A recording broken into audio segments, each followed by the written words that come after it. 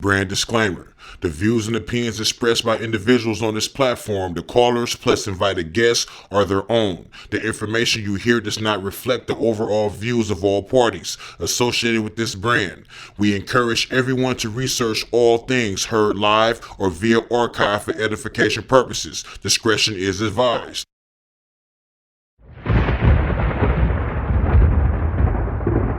Don't touch that dial. You're now listening to Debate Talk Free Radio.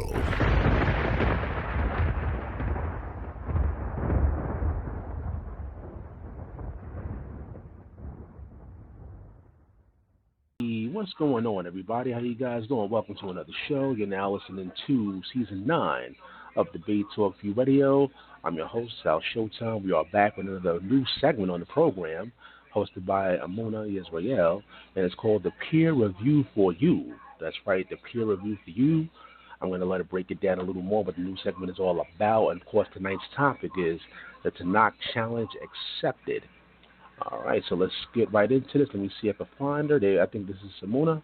Welcome to the show. Thank you for having me, Brother Sal. Thank you for having me. All right, give the audience a little breakdown of what the peer review for you is and the TANAKH Challenge Accepted. Break it down. Okay, so I want to say all praise be to the Most High, the Holy One of creation. Thanking Him for another day. Thank you for allowing me another opportunity to have a discussion. The peer review for you is not Emunah's show. It's a space in which it may not necessarily fit into the irregularly existing segments, and is a space in which, because so much information is being forwarded in the community, because so much research or teachings are being forwarded, it's a space in which we can peer review one another's works respectfully. So in the same way in which you're able to debate respectfully, we can, without doing, the video for video type of conversation, we can respectfully bring the information to the public, especially if it's been presented on Debate Talk for You, and review it. When you go and people like to talk about scholarship and things of that nature, and I'll bring in Sister Mayanah as well, because that's the space in which she also operates. You have a review board when you're going to forward a thought or a hypothesis so that it can be tested, right? And so essentially that, in short, if you have books, if you have research, if you come and do a lesson and it raises an alarm, then it can possibly be peer reviewed. This is actually this is the official first episode, but something that was similar to it when we looked at the situation of the Brother Divine Prospect bringing forward the thought of possibly doing libations in 2019. And so we were able to look at the information that he forwarded and see whether or not it holds water. And so essentially that's what peer review for you is about. So if anyone, they can reach out to you and say, Sal, some information came up, and I want to be able to peer review it, and bring their case, essentially. But go ahead. I stand corrected. All right, so, I stand corrected. You know what I'm saying? So anybody that want to be a part of the peer review for you, hit me up, and we can make this happen. All right, so tonight's topic, like I said, is the TANAKH Challenge Accepted. I see we got a few callers out here, but anybody that's a part of the show, please press number 1, guys. Press number 1, and I'll add you in. But we can get started. Go ahead. Okay, so essentially this past Shabbat, it was Sister Mayanah. Shout out to Sister Mayanah. If she's in the house, I'll let her introduce herself before I get into why I decided to reach out and say, you know what, I want to speak on this topic. It was something that was forwarded this past Shabbat, and although we don't usually get into these spaces, I couldn't not say something because of the nature of the information, which I'm going to get into shortly. But we can allow Sister Mayanah to say her greetings and shalom to everyone before we get started. Yeah, she said she's going to be a little late. But she's late. Okay. Yeah. I'll let you know. Okay, so no problem. I'll go ahead and get into it. So I saw it was actually Mayanah letting me know that to listen in last Shabbat. So I'm like, usually I'm tired and I wind down early, but I decided to listen in the following day, and it was a TANAKH challenge. So I was kind of expecting. I don't know what I was expecting when I actually tuned in, but what I heard was troubling for many reasons, of which I've enumerated, so that we can make this process a little smoother. So I'm going to do a lot of quoting. And for those who want to go back and listen to the tape so that I don't put any words in anyone's mouth. And if Brother Josh is out there, he's also free to call in and let his thoughts be known concerning how I received his message. So one of the quotes is 99% of the time when they show up on this platform, referring to Debate Talk for You, it's only to attack those who believe in the Messiah. Okay, this was stated on the TANAKH challenge. Okay. Another statement that was stated is that a lot of people who I have seen, again, come on this show, their behavior and their conduct doesn't match. And referring to, because he says in this, he's referring specifically to, quote, Old Testament Israelites or non-Messianics. All of these people keep attacking me and other like-minded individuals because I believe in the New Testament. This is another statement. He goes on to say, I'm doing their job for them tonight since they refuse. So these are kind of inflammatory, especially with the delivery, but even the statements in them itself, if you are on the other side and you don't know where he's coming from and you're not one of the ones who attacked him, you know, the whole 99% thing, the whole attack thing, it kind of takes you aback for a minute, but I'm going to continue to quote. You don't want to change the conduct. You don't want to change how you talk to each other. A lot of Old Testament are constantly attacking Messianics. And then he goes on to say, I'm going to show you what it would be like if I were TANAKH only. Then I'm just taking outtakes, and if I'm taking anything out of context, feel free to help me to put them back into context. But these things were repeated throughout the night. These people, meaning Old Testament, those who adhere to Torah or TANAKH, these people live to strive with people. That's all they do. Okay? Since they refuse to straight up teach TANAKH, I'll do it for you. And then he goes on to say, I'm going to give you more TANAKH than they ever give you in form of a lesson. These are the statements made by Brother Josh of ABT Ministries on Debate Talk for You program titled the TANAKH Challenge. In it, he attempts to identify Old Testament Israelites as the primary cause of reoccurring New Testament beef. He conjures up statistics and biased rhetoric in an attempt to place the majority of the blame squarely on the shoulders of Old Testament believers. Josh's argument for lack of proper behavioral conduct he has witnessed was not supported by facts, links, names, or witnesses to the matter. In his lesson, his venture to blame the, quote, contentiousness, end quote, or contentious nature of Israelites on their Old Testament ancestors. So when he made these statements, I was looking for him to support them, as Brother Mario called in later to say, I'm going to need you to name names. And the reason is you're making a very inflammatory statements. You're making these very broad, generalized statements. And the fact that you're making it on a platform where, and I'm going to continue, where if one wants to see another alternative view, one would, and you wouldn't come up with a number such as 99%, right? So, but I'm going to continue, fact check. And Sal, allow me to quote you. According to the host or founder of Debate Talk for You, Sal Showtime, the most popular shows on Blog Talk are The Lion's Den.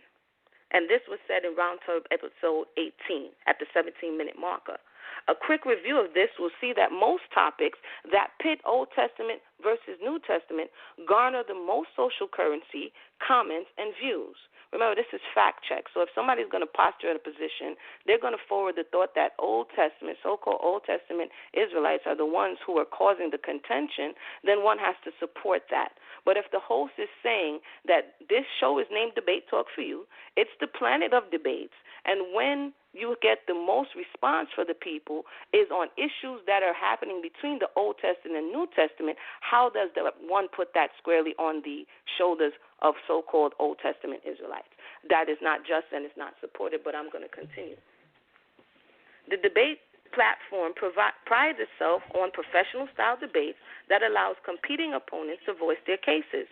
The numbers reveal, you can go back to the replay. If you can't see Blog Talk numbers, you can see YouTube numbers. Okay, so the numbers reveal that the people desire for and participation in controversy. So when we come and talk about child abuse, you don't hear it. When we come and talk about spousal abuse, no one shows up. When we come and talk about pertinent issues in the community, economic honesty, no one really shows up. But when you speak about Old Testament, New Testament debate, now the numbers are showing that is what the people are interested in. Okay?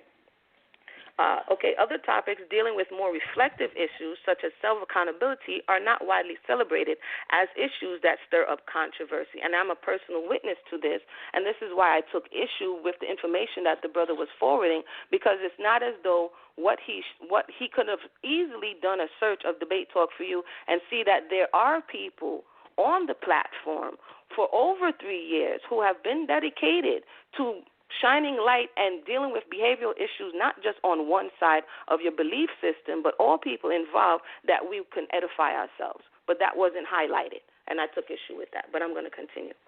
Is there a spirit of strife on Old Testament believers only? Are 99% of Old Testament adherents constantly making videos or standing on corners, causing division among the people?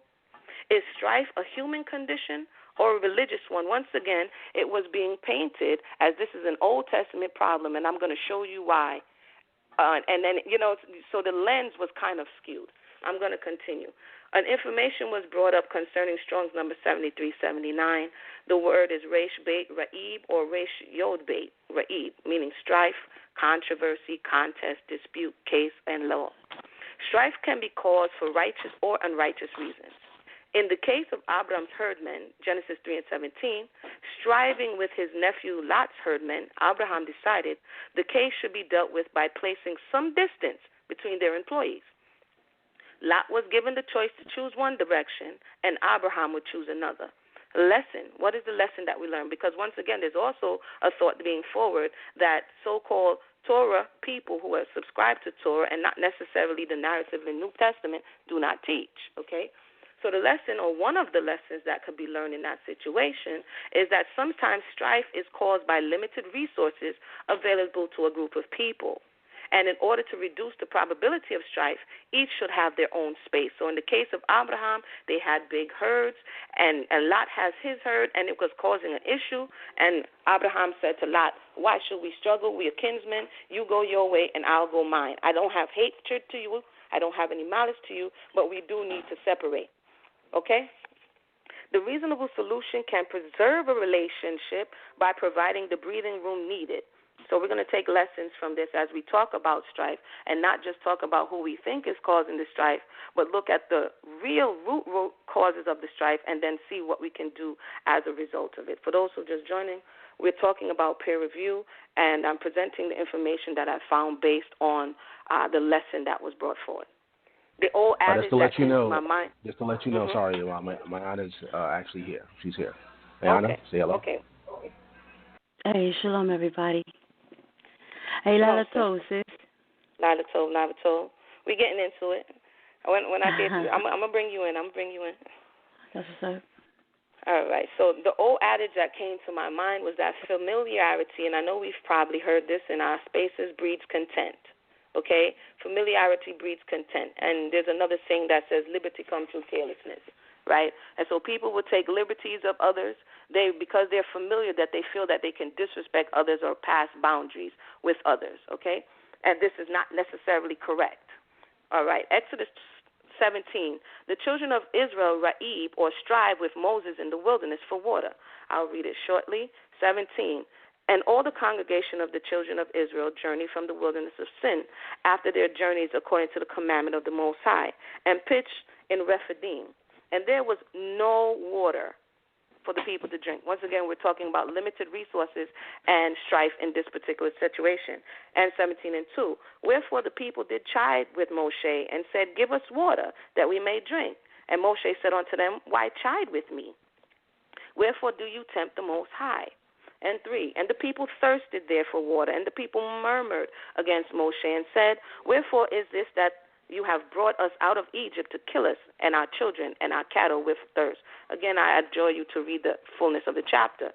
But I wanted to bring out again this thought of lack of resources in this particular situation, and the discontent and the inability to actually express that, which results in this striving spirit.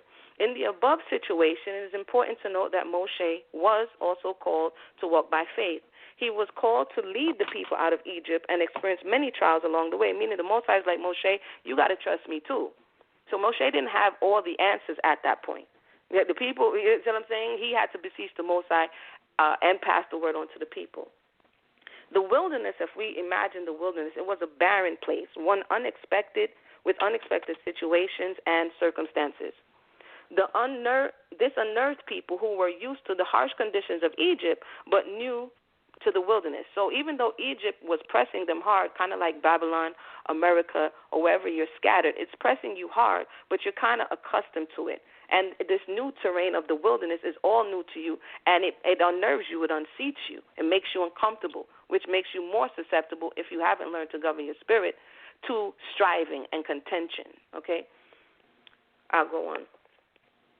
Let me know if I'm going too fast or if I need to slow down.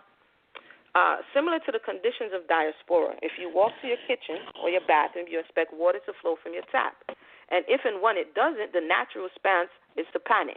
Life-sustaining resources such as food and water have the ability to test your resolve. Hence, when the Day of Atonement of Yom Kippurim comes around, we get to see who we really are. When you don't have food and you don't have water and you're uncomfortable, more people are inclined to begin to murmur and complain. This is something that we, the people, need to work on, no matter your, quote, religious affiliation. No matter what it is that you subscribe to, you're a soul that needs to work on yourself. Trust in the Creator is a learning process, one that the children of Israel struggle with the entire time, even up to this day. They strove with Moshe and murmured against him as a result. One would have to wonder if they had inquired of the Creator as opposed to quarreling with Moshe, would they have gotten a different response? So essentially, was their issue asking for water, or was their issue in the way in which they asked for the water? Okay? It's not going to be very, very long, but I'm kind of giving a point. What is the word I'm saying here? I am doing a peer review, and I'm also going through the lesson. So this is not like, oh, she's taking shots at Josh. No, I'm going back through the lesson that he went through and seeing some points that I didn't necessarily hear come out. So lessons sometimes, when our flesh is challenged, it creates a reveals the true person. Spiritual growth and development is a major part of walking upright before the Creator. And the book of Ecclesiastes 2:5 says, or Ecclesiasticus, for gold is tried in the fire, and acceptable men in the furnace of adversity. Mastering the spirit, he that is slow to anger is better than the mighty, and he that ruleth his spirit, somebody's dog is barking, better than he that taketh a city. That's Proverbs 16:32, which speaks about learning to rule your spirit. Concerning murmuring, those who guard their lips preserve their lives, but those who speak rashly will come to ruin. Proverbs 13:13. The Torah-only community is not without the believers in Christ. Oh, no, wait, I'm going to give you a quote now. Because one thing I did hear, the only reference that I did hear Josh say, because throughout his presentation, of which he attempted to make it seem as though this is the entire so-called Old Testament community, the only reference that I heard him make was a reference to Brother B.A.'s post, which I knew nothing about until that very time. So when I did my diligent inquiry to see what post he could possibly be referring to, I found a post that referenced some information about high priest and, asked a question about the high priest in this day and time. And so as I'm reading the comments on the post, I came up, and Brother B.A. is also a host on the Debate Talk For You platform, one of which we have interacted many in times past. Again, because the relationship challenge, as well as Under the Palm, does not concentrate, does not magnify this gap. It doesn't magnify the Old Testament and New Testament divide. It has provided a space over the last 3 years where both parties can sit down at the table respectively and discourse. So when I saw some of these comments, in truth, it was a bit disheartening, but I'm going to read them nonetheless for context. To be honest, this is one of them. Quote, to be honest, the Torah-only community is only relevant because Christians and Hebrews who rock with Christ choose to engage with you guys. That was a comment that B.A. Ben Abraham made in response to what was perceived as a Torah-only or Old Testament Israelite, injecting himself is what I saw into a discussion that until that time it didn't say it was only for Messianics. And so when we see these Old Testament, so-called Old Testament adherents show up to this discussion and shown that they're not wanted, this was something that was said that I was personally taken aback by, because I found that to be very interesting and telling as to what the feelings really are one to another, right? I'm going to continue. I bring this up for a reason. I'm going to continue here a little bit from Sister Mayanah before I finish up my thoughts here, but I'm just going to read another quote that was said. So if we're going to be honest, my point is, if we're going to be honest, as hopefully we have been trying to do this entire time, is to be honest when we sit down at the table. And if we're nursing these thoughts and then we want to turn around and put the division on one individual that's or one side, that's unjust. But I'll continue. Another quote was, the Torah-only community is nothing without the believers in Christ. You may want to thank the Most High for us, because he commanded Christ to pray for his enemies, and Christ teaches us as well to do the same, which we can see the concept of forgiveness in the book of Moses. And again, that was stated by B.A. Ben Abraham, which is nothing. So those who adhere to Torah, the Torah-owned community, so-called Old Testament community, is nothing without the believers in Christ. I'm not sure if he wants to clarify those statements at any point in time, but those was what when I was directed to what could possibly stir up the need for such a discussion, these are the things that I found on the other side. I'm going to stop right here briefly as I'm going to go into the other word for strife. But before I do, I'm going to hear from Sister Mayanah to hear her thoughts thus far. Shalom, everybody. Can I be heard? You can. You're loud and clear. Oh, hallelujah. Praise and honor due to the true and living power. Toda for inviting me to this conversation. I, too, was a bit disturbed by what I was confronted with when I tuned into Josh's criticisms of the TANAKH community on the Shabbat.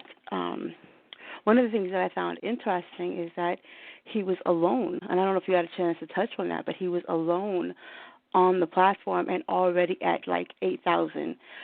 So for me, that was already an indication that this is not someone who needs to be provoked. There was no one else there, so there was actually no reason to be so agitated.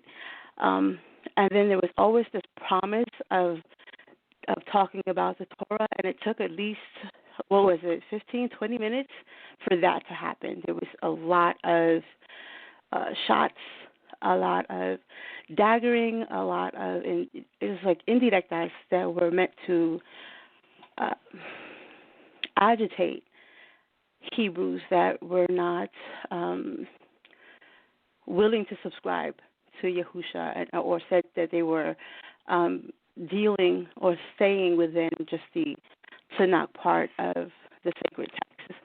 And so that was immediately troubling for me. I was a bit disturbed by just that.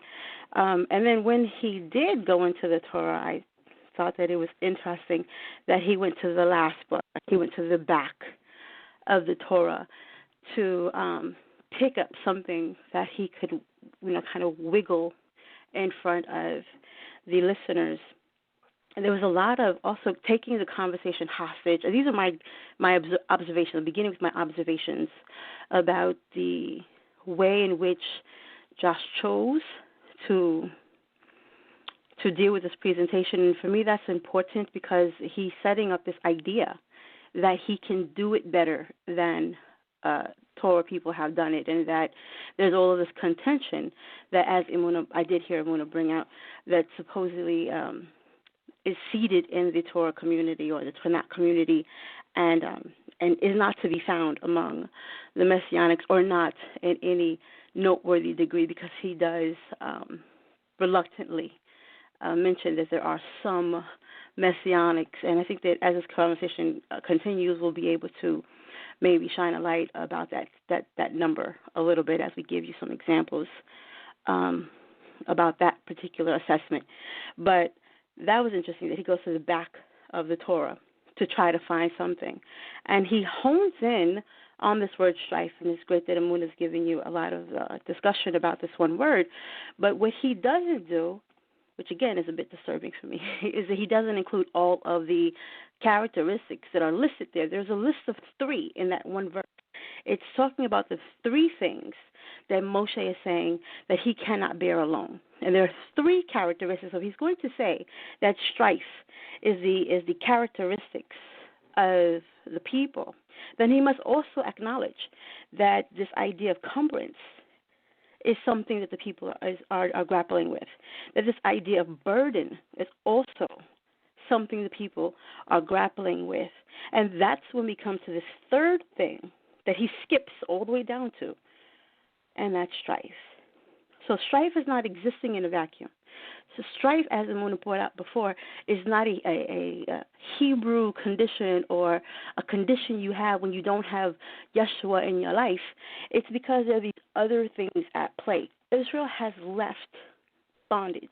They have left a space where they had been for hundreds of years, and they are now being ushered into this unknown space. And so they are uncomfortable, they are confused, they are grappling with something new and unknown, and they haven't had a relationship with our Elohim for a very long time. So this idea of faith is not there.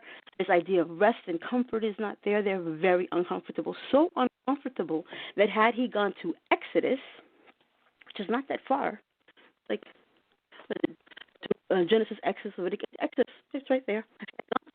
Exodus 16:3 is where we see that the people are murmuring. The people are upset. The people are like, yo, I'll read it to you. Since many prefer the King James Version, let's give you that. And the children of Israel said unto him, would to Elohim we had died at the hands of the Elohim in the land of Egypt, when we sat by flesh pots, and when we did eat bread to the full. Yet you have brought us forth to this wilderness to kill the whole assembly with hunger. The people are so out of sorts that they're actually longing for bondage. And when we want to say, oh, well, look at that, that's what the Israelites are just so wrong-headed, let's understand that we are still the people of the book. When we go even to our slave narratives, which I'm sure Emunah will back me up on this, that there were people who missed slavery. I don't want to be free. We had a house and we had food. My master was a good master. It wasn't that bad. I don't want to be free. And we complained about freedom. And that's recent history. That's recent memory. That's your great-grandmother for many of us. That was their experience. So this is what Moshe is dealing with. Is when he talks about, I can't deal with your strife, it's because these people are dealing with what else? Burden. They're dealing with cumbrance. And when we look at cumbrance, since we like Strong's all of a sudden, Strong's, that word is Torah, and that's Strong's number 2960, and it's also translated in spaces as problems. There was the other word burden, again, which is Masah, and that's 4853. That the people were dealing with burden. And so this is why we have complaint, which is the word strife, also 7379. And so in some places it's translated as complaint. So the people are complaining. And it's not because they don't have any kind of Messiah. It's because they are adapting to this sudden change. What Emunah is trying to describe in other ways about having a lack of or losing something, this sense of familiarity, a sense of safety, a sense of comfort. Even if it's all maladaptive, that's what they thought was comfortable. That's what they were used to. And now they're in this wilderness space, and they don't like it. And that's what our judges had to deal with. That's what all of the adjudicators deal with when there's this issue and the people need to adjust. The people need to realign themselves with the Most High. That is what our leaders come in to do.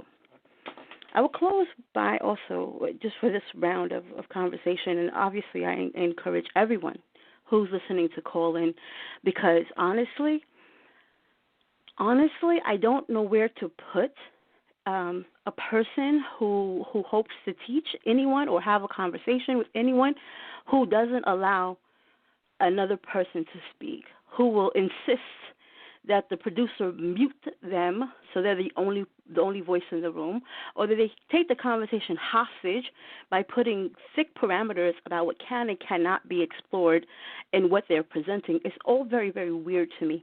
That's probably another reason why listening to Josh's presentation was so, I don't know, it's so not Torah for someone who's going to have who's saying he's going to have a Torah conversation. None of those concepts were based in Torah at all. So that was very upsetting. So I'm encouraging you that if I'm saying something like Emunah has done, for you to call in and by all means engage what I am saying. Because as you probably have seen by our flyer, challenge accepted. Challenge definitely accepted, especially since Emunah and I have been on the air for some 4 years speaking specifically about the Torah. So to say that we need someone from the other side of the table to come to Debate Talk for You, where there are people already speaking about Torah, to speak about Torah because no one's speaking about Torah, is just, it's absurd. It doesn't make sense to anyone logically connected to reality. So with that, I'll yield for now. Thank you for that. That was the voice of Sister Mayanah. For those who've just joined us, we're having a conversation TANAKH Challenge Accepted. This is first official episode of Peer Review for You. We are going to continue. If you didn't get a chance and you're like, what are they talking about? After this discussion, you can definitely go and listen to the information that was presented. And again, as Sister Mayanah shared, I want to thank you. And again, I'm going to come to you so that we can further this discussion about the one-sidedness, and sometimes there's a level of, because there are feminine voices speaking, many people tune out.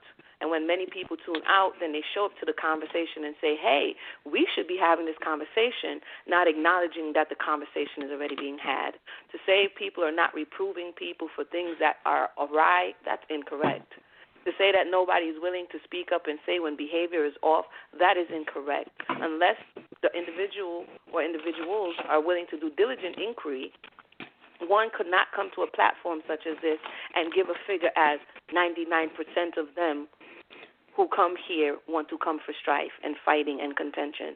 That is not accurate. It is not true, and it needs to be addressed. But I'm going to continue. The word Strong's Concordance 113, Dun or Deen means to rule by implication, to judge, like a Beit Din. Also to strive as at law. So then when I said in the beginning that there is a striving for righteousness, somebody may be in the audience like, what?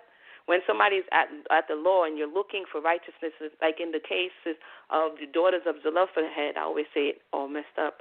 When they came to Moshe, it could look like contention because they're rocking the boat. This is not on law. This is unprecedented.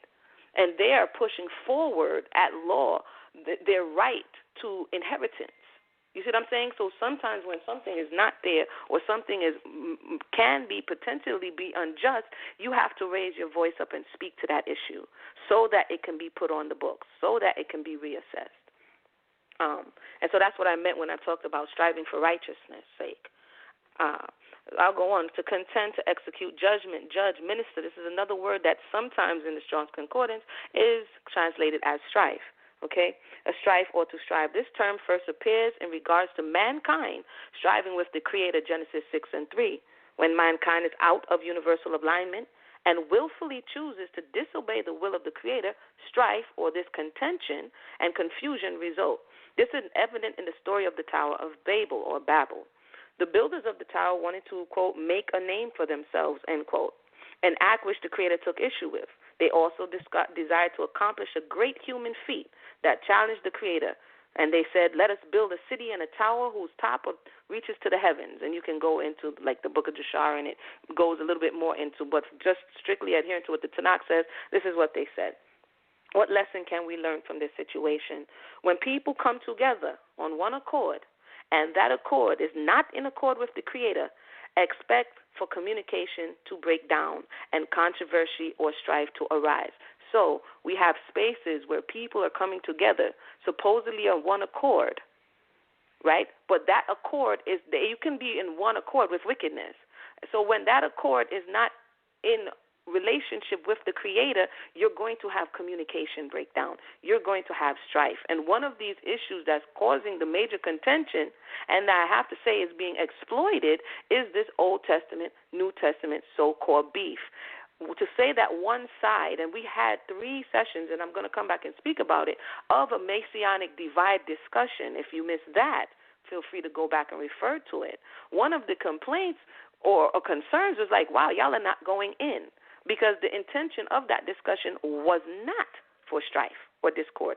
It was to get this much-needed understanding that many say they are seeking.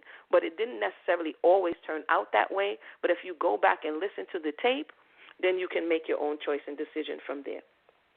I'm going to continue. In all your ways, acknowledge him, meaning the Creator, and he shall direct your paths. So concerning one accord and strife that may arise between people, I refer back to the Proverbs that says, in all your ways, acknowledge the Creator. Sometimes we're acknowledging our information, we're acknowledging our knowledge, we're acknowledging the way in which we know Hebrew, we're acknowledging the way in which we know the Koine Greek, and we're priding ourselves on our own understanding. And this also is a contributor to strife and discord. And to say that rests on one side and not both sides, that is dishonest and disingenuous. But I'm going to continue. The above terms and its corresponding scriptures were given to highlight humanity, historical relationships with one another, and with the Creator. Unfortunately, many of us desire controversy more than we do peace. Now this is a point where we must be honest with ourselves. Some of us strive on controversy. We like the dopamine rush. We like the adrenaline. We love the cortisol when we hear beef or somebody's spilling tea. We love that space. Not just one side or another. And when you're talking about something peaceable, it's what we claim boring. So it's the people. You know, there's a space in Torah where it says, and the people would have it so. But I'm going to continue. Topics dealing with more reflective issues, as I said before, of self-accountability are not as widely celebrated as the issues that stir up controversy. And once again, a misquote says 99% of the time, again, I say it again, when they show up on this platform, it's only to attack those who profess and believe in the Messiah. Now, I challenge that statement. This is why not only am I challenging the statement, I'm giving the supporting evidence of why I challenge the statement. Now, when we go into logical fallacies, there are a number of things, and you can easily look up logical fallacies. As Sister Mayanah says, the parameters that were put around the conversation, the way in which the tone of the conversation was not one for understanding. It was not one that was inclusive. It's one that says, I'm going to talk about you and not to you. And one of the things that it's always at the forefront of my mind is to have a discussion where the other person is involved. If I'm going to reprove you, how could I reprove you if I'm not willing to speak to you? And we are a people, if you speak at us, we tend to close down. We tend to shut you off. And so we have succeeded, and I have to keep pointing that out because it seems as though we have a very short-term memory. We have exceeded in 60-plus episodes of sitting down at the table with masculine and feminine principles from different walks of life, from different understandings, and speaking to the issue of whatever the issue may be. And actually, because if we were what Josh is saying, many people are, 99%, that's a big number. I don't even know what the initial number is to get the 99%. Okay? But if we were those 99%, then there wouldn't be such a track record that exists. Now, I'm not sure if he's aware of a track record that exists or if he even cares that such a track record exists, but I will have to agree with Brother Mario at this point. If you needed to call names, then you should have. Because this broad brushing, not only is it dangerous for those who are in the community, it weaponizes others who are not in the community to bring argument against those who are in the community. And they can say, see, Brother so-and-so said it. This is an international, as I said to Sister Mayanah offline, this is an international airways. You don't know who is listening. And to say these things without having another thought to say, I have to be careful of the things that I'm saying and what I'm putting out there in the universe, because it may and will come back, is irresponsible. So faulty generalization is one of these logical fallacies. This is what, and in my peer review of the information he brought forward, one of them that I've seen is faulty generalization. And I'll read you the faulty generalization again. 99% of the time when they, meaning Old Testament adherents, show up on this platform, it's only to attack those who profess and believe in the Messiah. Faulty generalization, I will read the definition. Reach a conclusion from weak premises. Unlike fallacies of relevance and fallacies of defective induction, the premises are related to the conclusions, yet only weakly buttress the conclusion. A faulty generalization is thus produced. 99% of the time is a faulty generalization. That is also related to a hasty generalization. I feel a kind of way. I had a situation. So you had a bad relationship. You had a bad marriage. And then you say 99% of the men are dogs. Sister, what's wrong with you? Why are you saying that? Are you a feminist? 99% of Hebrew Israelite men want polygyny.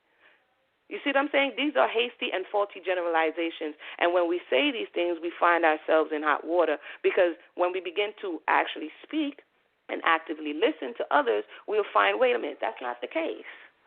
So are we being responsible? Have we ever came on this platform at any time and done something so irresponsible to class a large majority of people as one thing because we didn't like what someone over here did? So, again, I'm going to go down a little bit, and then I'm going to check back on Sister Mayanah and see if anybody's on the phone line before we continue here. Again, there's another fact. Again, 99% of Old Testament or OT Israelites on social media, it even went beyond Debate Talk for You now. He comes back again later in his presentation and says 99% on social media and Debate Talk for You are contentious and quarrelsome. So it took the onus off of the entire nation, number one. And I can find what we look for, we will find. I can find plenty of melanated people, plenty of those who adhere to biblical principles on social media, not fighting and arguing. So this is the first thing I said to myself is where? You know what I'm saying? Who are you talking to? Where are they? And how come we're not privy to where they are so we can make sure that this is actually what's happening? Why do we only have to take your word for it? So I'm going to fact check after this a number of people who have come on Debate Talk for You, because to his credit, he did backtrack a bit and said a small amount, maybe one or two, that's his words, one or two Torah adherents or Old Testament so-called Israelites came on Debate Talk for You. But after we check and see if everybody's well, I'm going to give you a little bit more than one or two who have come on this platform who are not continuously contentious and do not fit this description that has been given to us by Brother Josh. So, Sister Maya, are you there? Let me know if you're there. Let me know your thoughts before we continue.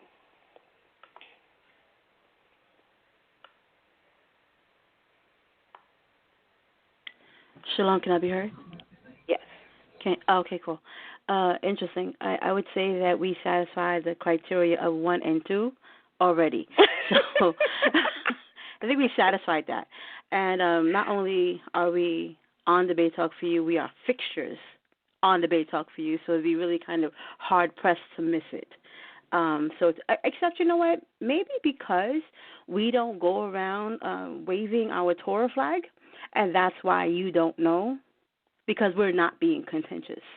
We're not throwing, daggers at Yahusha-minded people and dragging them into the limelight and trying to bring them and give them 40 lashes in the streets. We're not doing that. And so for that reason, you don't think to point out Mayanah and Emunah, because we kind of make your entire argument fall apart even before we introduce more people. So that goes to Proverbs 18:17. Let me give you that. Since apparently we don't teach anything. The first to state his case seems right until another comes forward and examines him. So if you're wondering, besides the obvious reason why we are taking up this challenge, the obvious reason being, of course, because we were challenged. But the other part of it is that the Tanakh clearly speaks in our wisdom sayings that the person that comes and he's all by his onesies seems righteous, seems right, until his neighbor comes out and searches him out. And so that's what is happening here. And I want you to take note that we're not aggravated. We're not at the feverish dog pitch. We're not at some feverish dog pitch. We're not calling our brethren, what was it, roaches and jerks and a-holes and roaches. Oh my goodness, and a-holes and all of these other very colorful yet vulgar kind of language from our Messianic friend. And it was, again, a bit out of sorts and incompatible with what he was suggesting he was there to do. But as Emunah is speaking now about numbers, I think that as researchers, we are all about numbers and stats. So, don't threaten us with a good time, because we'll come through with some numbers. and as Emunah pointed out, when we go and we try to look at all of these introspective topics and we invite the community to have these conversations, we get crickets. There are often times where we're literally talking to each other and just kind of hoping that none of the words of, that are sent up to the Most High come back void. We know that anything done in the name of the true and living power will not come back void. So we put in the work because work is necessary, not because we are looking for any type of prestige or we're looking to make a name of ourselves. Obviously, we're being overlooked quite a bit, but we're still putting in the work and the time and all these efforts, not just on air, but in real life, in real time, in our communities, and even in the other mainstream communities to kind of get involved in this narrative so that one person doesn't have it. But again, if we go back to look at the numbers, I was curious about why Josh was here, right? Because Josh, as he said, has his own YouTube channel. So why Messianics that have their own platform need to be here to pick at us was very interesting. One of the things that I noticed is that 2 years ago, his views were at like 4,000 views. 3 months ago, while he was having the Search for Christ in the comics series he was doing, he was down to 200. That's a 95% decrease in viewership from 2 years ago. 2 months ago, he was just under 500 views, where 2 years ago, he was just under 5,000 views. So for me, this question of relevancy and the need to become suddenly relevant, again, it sounds like this attack on Torah is a ploy to become relevant, and that needing to be in these spaces where you antagonize someone who's not looking for you, who isn't searching you out and isn't trying to throw you into a hellfire in every other conversation or calling you jerk roaches and a-holes, then maybe there's something more practical at play. And everybody that knows me knows that for me, all things are practical. Torah is practical. Our application of Torah also practical. How we deal with one another, our relationships, those relationship challenge. And we have a show called The Relationship Challenge. Why would you challenge us? But anyway, so for me, I sensed that there was something practical afoot for Josh to be on Debate Talk for You that has over 4,000 subscribers, that does have a listening audience, a consistent listening audience. He has a bit of a floundering over in his personal space, and maybe he needed some attention. And so we'll give you that. We'll definitely give you the attention that you have sought out. A 95% decrease in popularity, I can imagine, have been quite upsetting. One of the other things that I saw tucked in to between jerks and a-holes was this assertion that at the 2340 mark, I believe his reader, I don't have his name, but the reader suggests that, what does it say? That there is a license to dismiss, that we use it, whatever, I don't even know what it is because it's not a license to dismiss the fruit of the Spirit. So my question is, use what? Clearly not the TANAKH, because it is the TANAKH that says that even a child is known by its fruits, whether you, right? So this idea that the fruit of what they're calling the Spirit is something that isn't a TANAKH principle, also clearly false.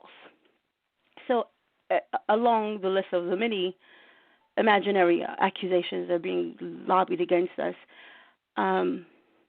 I'm just really at a loss for trying to make sense of what looks like just an opportunity or a very weird effort to just attack Torah or people that adhere to Torah.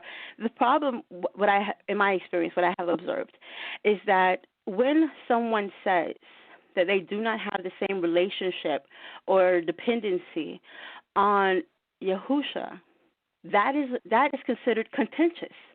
Immediately there is an affront there because of the attachment and relationship that they have. And they feel it's a lot like saying, you know what, we've all had this experience when someone is dating someone and you don't approve of the relationship, or the people feel like you don't approve of their relationship. Anything you say that isn't, wow, he's like the best boyfriend ever, then the woman feels like you don't like her or you don't approve of her relationship and becomes very defensive and protective of that relationship, even if the friend doesn't really have an opinion about what's going on in that relationship. So just because you have a group of people who are saying to you that we don't have the same relationship, or we don't see Yahusha in the same way that you see him, or that we're saying that the Torah and the Tanakh is a self-sustaining text that doesn't need addendums or attachments or extra material, that is offensive to someone who needs that to be important to everyone.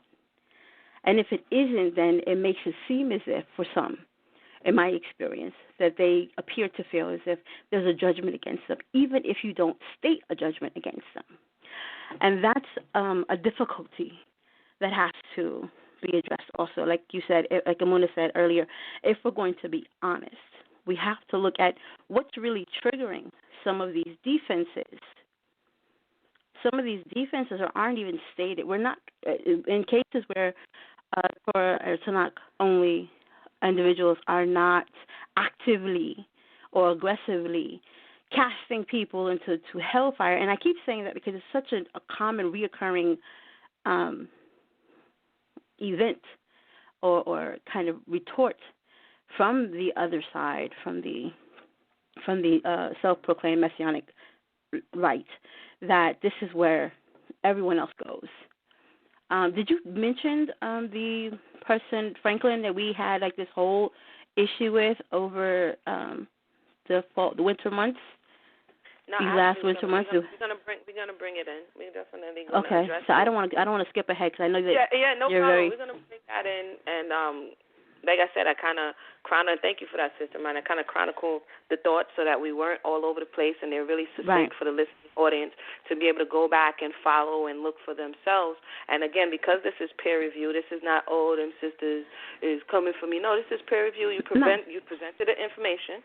You said that it was a lesson, it's a teaching, and that people should hear what it is that you're saying, and we've heard you. You know what I'm saying? And this is the information. This is the critique that of the information as well as the acceptance of some of the information that you are presenting. Right? It's not just I totally rebuff you, I rebuke you. No, it's okay. You have made a point, but your point is not. It's slanted. It's very slanted. Right, it's a slanted view, essentially. And so we do see that we have some callers on the line. I wanted to, if I could, expeditiously, so that I could round off this point right here before we do get to the corners of this last statement that was made, if it's okay. I will round off this point before we come to the callers and we resume the rest of the presentation, so to say, if that's all right. Is that okay? Yes, absolutely. I want to give the proverb about the child, but I want you to finish your thought, and I'll just tack that on at the end. Okay. All right, callers, please stand by. Thank you so much for your patience. You know, we would love to hear from you again, clean and respectable. I'm quite sure that Sal is going to say that as well, to keep it clean and respectable, and then we'll continue the discourse. So again, on the fact check of the 99% of Old Testament on social media and debates of few or concessions and qualism, I have to be open and honest, and Mayanah can attest to that. I'm not in a lot of groups, and if I am, somebody added me, and I'm not really active in a whole lot of groups. Is that the truth? Mayanah's laughing. That Because she is got to the be like, truth. Emunah, you got to come to this group. I'm like, yo, I don't got time. You know what I'm saying? So I'm not really in these groups, and I'm not really in spaces, but the spaces and the time that I do spend on social media, unless somebody necessarily tags me and I'm like passing by and see something, the degree of what people are saying they see, I don't see.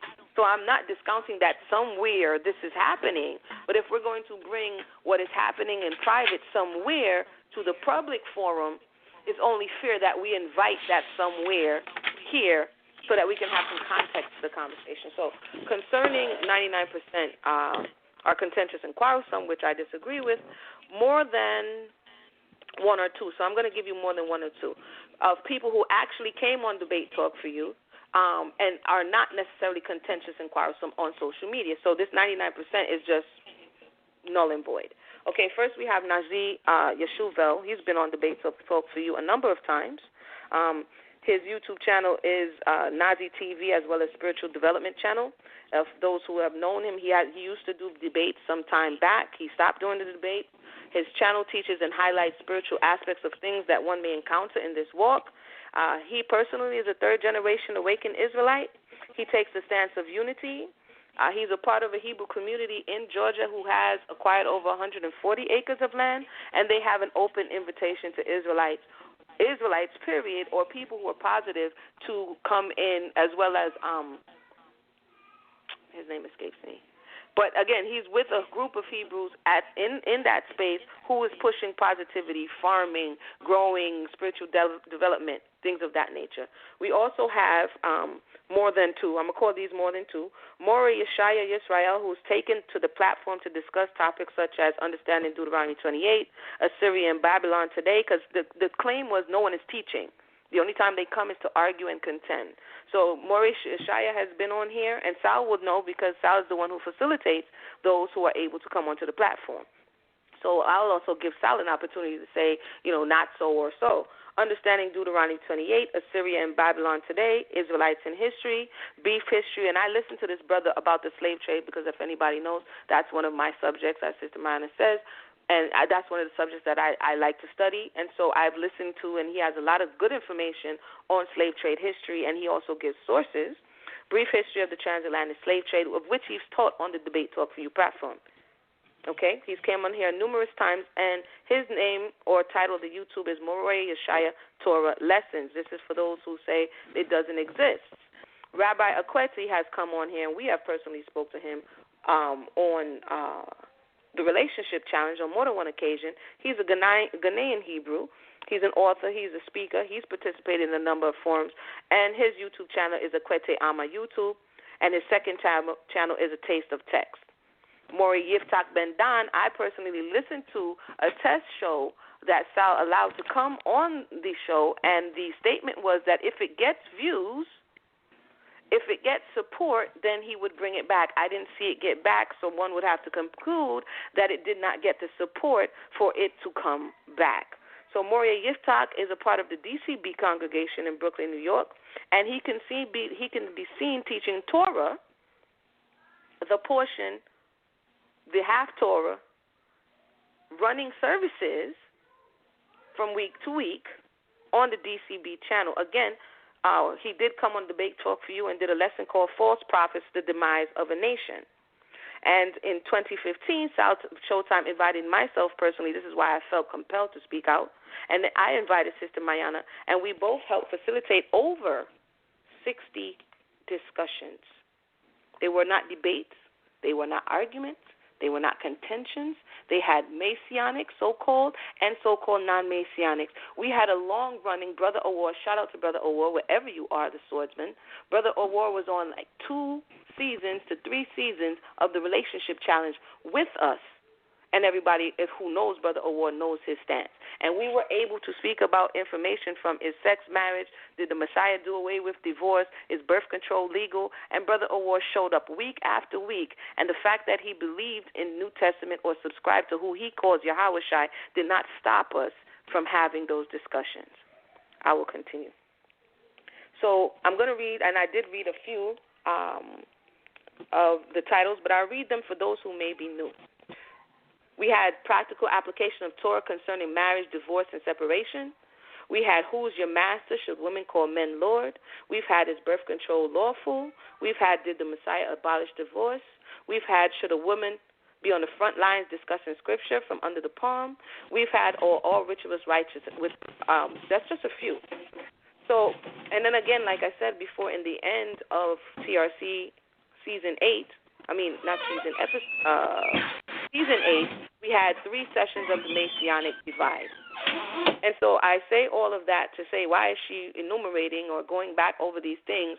Because when such a charge that comes forward that paints people in such a bad light, without names, without faces, without times, to the world to hear, because one may be upset, and then not allow another person to bring their thought forward, like I was disheartened when Marielle came on and said, brother, that's not me. And then the thought was, well, that's not you. It's not enough for it not to be you. Did you reprove them? So every time, and that's called moving the goalpost. So you say that this doesn't exist, and once somebody says, no, that's not me, then you move the goalpost. And you say, well, did you make a video? And then you move the goalpost. You see what I'm saying? So when we talk about these things, when we talk about peer review, when we talk about how we present ourselves, we have to be willing to come under the microscope to make sure that we, in our zealousness, are not leading the people astray. But I'm gonna release the mic at this time so that Mayanah can bring that scripture, and then we can hear from the listening audience. And then I have a few more quotes to give you that was a bit alarming. So, Sister Mayanah, and then we're going to come to you, Brother Sal. We're at the 9 o'clock hour. Okay, so I'll just drop this, the proverb, so that no one can say we didn't give it. It was Proverbs 20:11 that speaks about the fruit of even a child is known by their fruit, whether it be for good or for evil. So again, this is not a New Testament concept. It is a Torah concept. It doesn't need assistance. But I'll yield there so that we can get the callers. I'm sure the callers have been anticipating interacting with us, and I definitely want to hear from them. All right, thank you for that, Sister Mayanah. Brother Sal. All right, family, we are about to go to the phone lines, but about now the number is 319-527-6239. If you're listening via internet, make sure you call in. You can call in via phone, via Skype, and you got to press number 1 in order to chime in.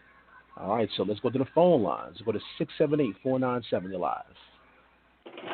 Shalom, Queens. How are y'all doing tonight? This is Mario. Hey, Brother Mario. How you doing?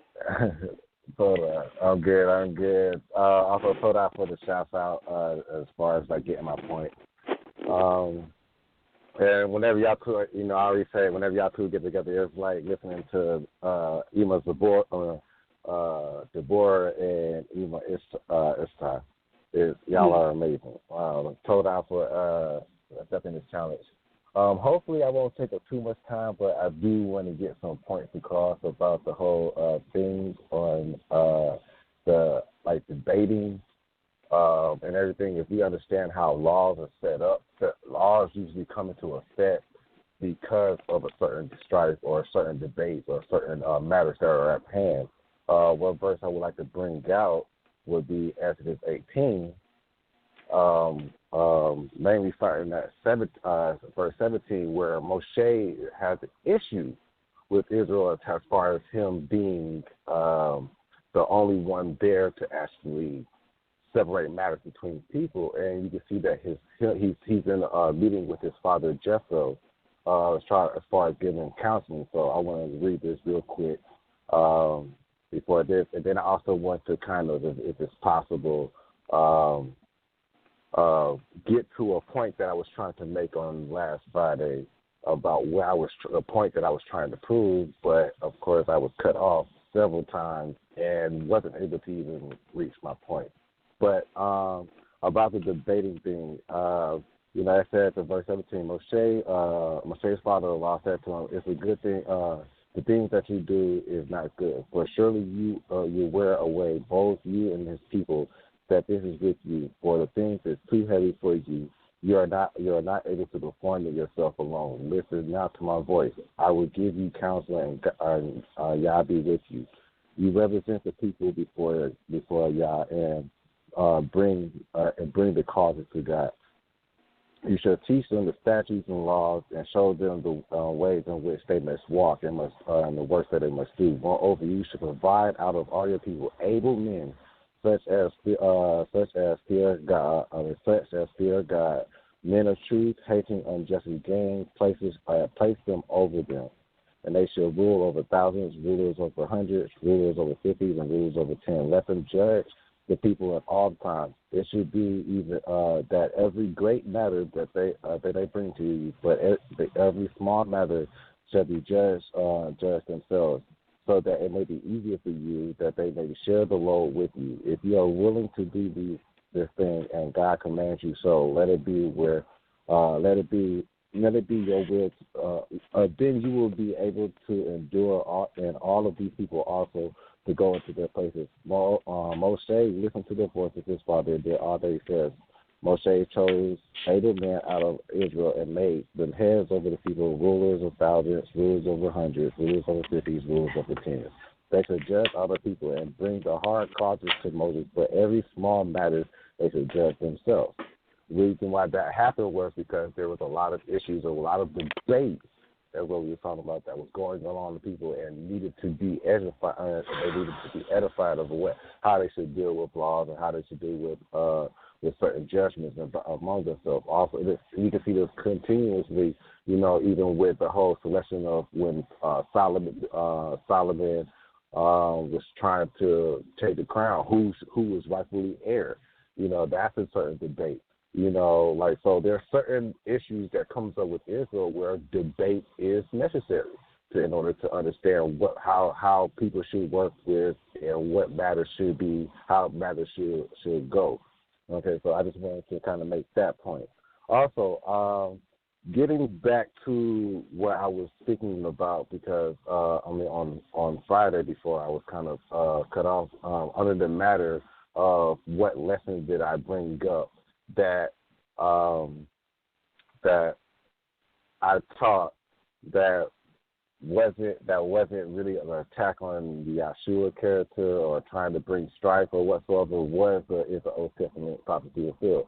Now, I can't really help the fact that some people actually believe that certain prophecies were dealing with the Yahshua character, but my whole idea, and Sal can also testify to this, because and the guy who I went up against was Matt Thomas. Shout out to Matt Thomas, a very humble brother there. Was like when we had a little small discussion. Him, and Sal, we all got on and we were just talking, trying to figure out what we're going to talk about and everything.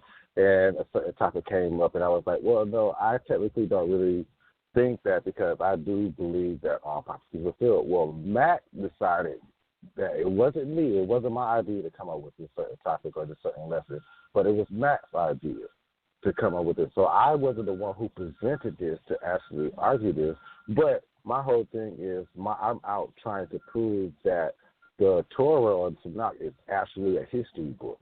So I wanted to edify the people to show that, yeah, it could be dual prophecy or whatsoever, but my whole idea was to actually prove that it's a history book, because I do know that a lot of in a lot of places in the community, in the conscious community, don't believe the scriptures to hold any type of water when it's dealing with history. So I wanted to go through and prove with historical facts and historical records that a lot of these things took place and it could be found in history. So that was my whole idea. But then whenever I try to do that, then yes, I do have certain people that come in and say, oh, this wasn't fulfilled, this wasn't fulfilled. And it could cause controversy. I'm not even denying that. But my whole idea or my whole objective was to prove that it's a historical book, and we can actually go back and look at it and see history being made within the Torah, of history being told from our specific culture or from our specific society, that, yes, we was actually recording history and recording events that happened throughout time. And I also want to read this in the sense of, like, you have to allow people to get their points across and not just cut them off and start assuming, which I felt that was being done to me on Friday, where I couldn't even get my points across. And I see a lot of this actually happen within within our own community, is that we automatically assume somebody is going this way and it has strife or something like that, or they trying to produce strife, or they trying to produce controversy. Where if we go and we read, and he was actually a Brother Josh, I mean, I'm not taking shots, like also not taking shots at Brother Josh or anything like that. But if he was digging a lot in Proverbs, but we have to also understand this in Proverbs 8:18, verse 13. It says, "He who answers before he hears, this is a folly and a shame to him." Meaning that if you don't allow a person to get their point all the way across, then you can't properly rebuttal them or rebuke them or anything like that without bringing shame into yourself. It's like jumping the gun or whatsoever, trying to, I know what you're going to get at. I know where you're going with this and stuff like that. Whereas the person to attempt to even go at them. I tried.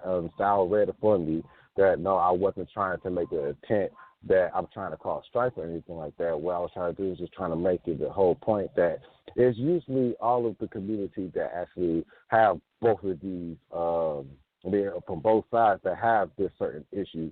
That, it might be some Torah-only people. I mean, I even dealt with Torah-only people that, even though I'm Torah-only, where they are causing strife even with me.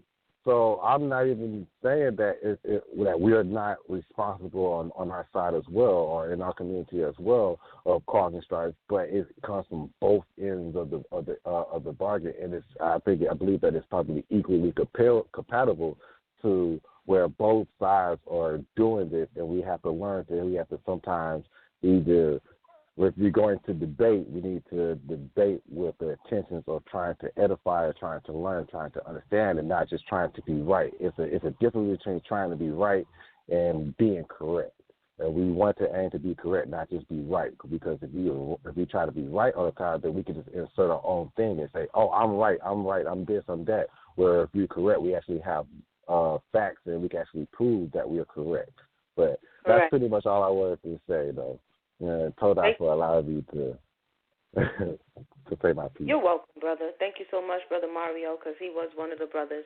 And like you stated, there's much truth to what you stated, and I hope you were listening to what the brother was saying. He was one of the brothers who was rudely dismissed and cut off when he tried to bring his position and to rebut live. He wasn't a, quote, cockroach in the comment section, but he was on the phone live trying to bring forth and rebut the information or misinformation that was being brought forth, and he wasn't allowed that opportunity. And one thing that we're going to go to the next call, so thank you again, Brother Mario. One thing that I have been accused of in the past is allowing people to speak, you know what I mean?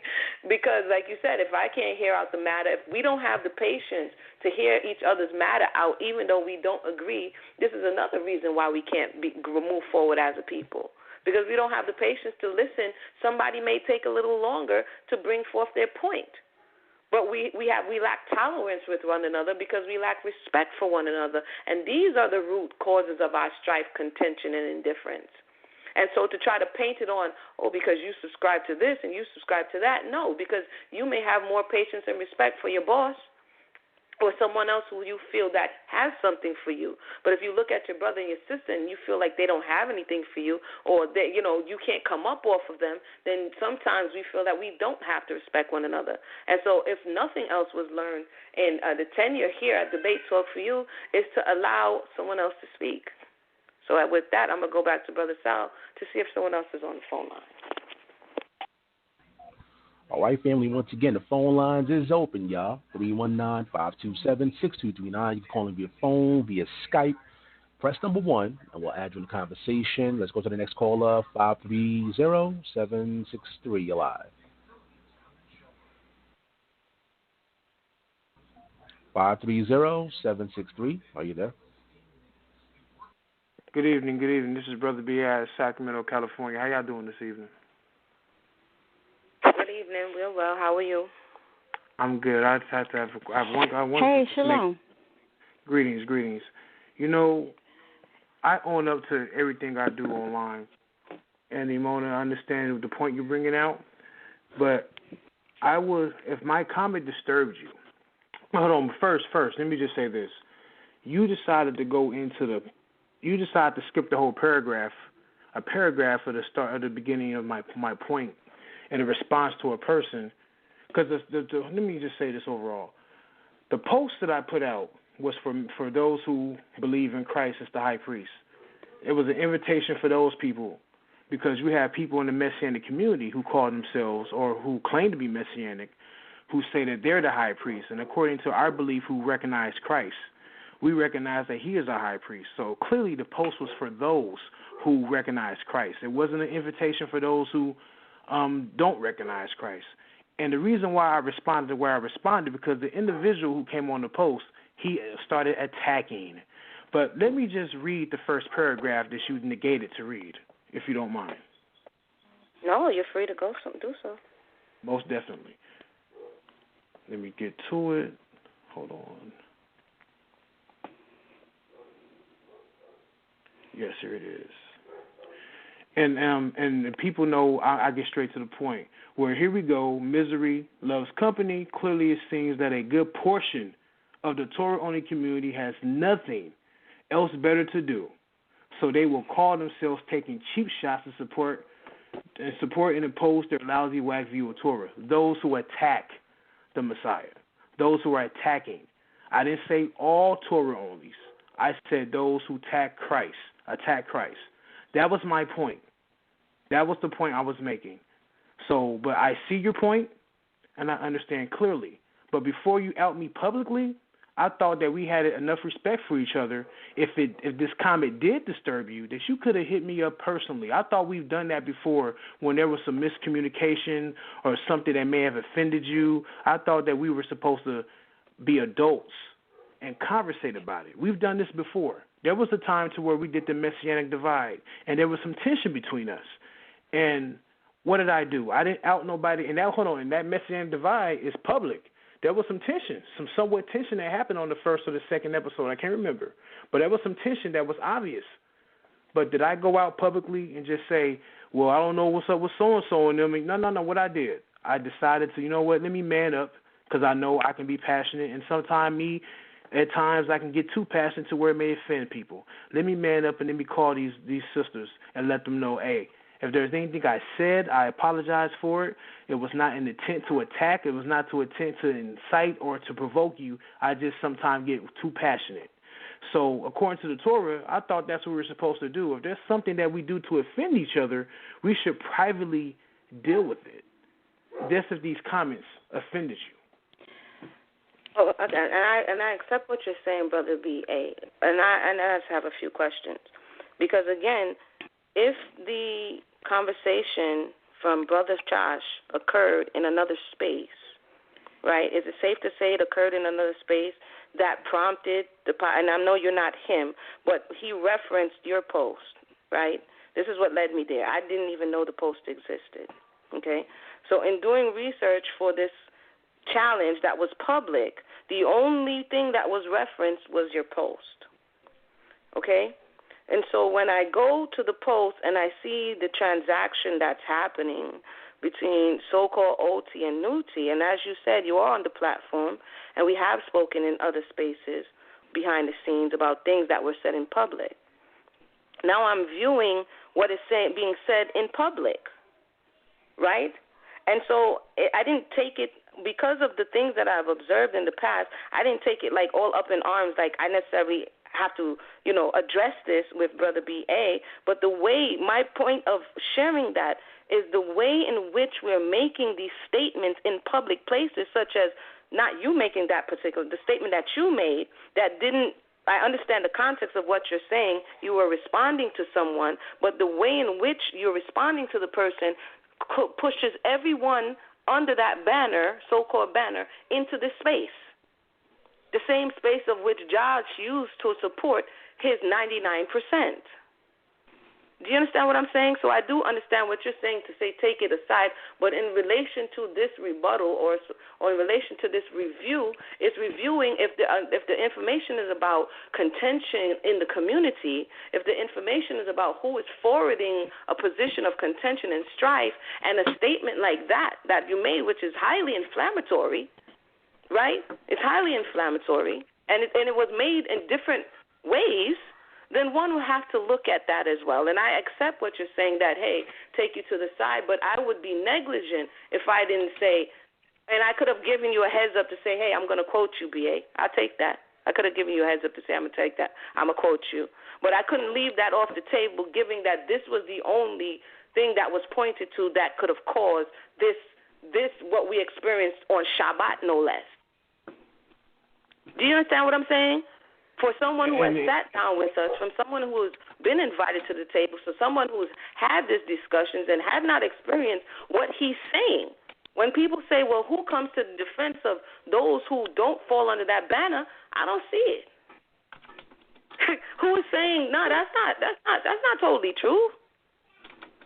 You know what I'm saying? The same questions that Josh is asking, I'm asking those same questions.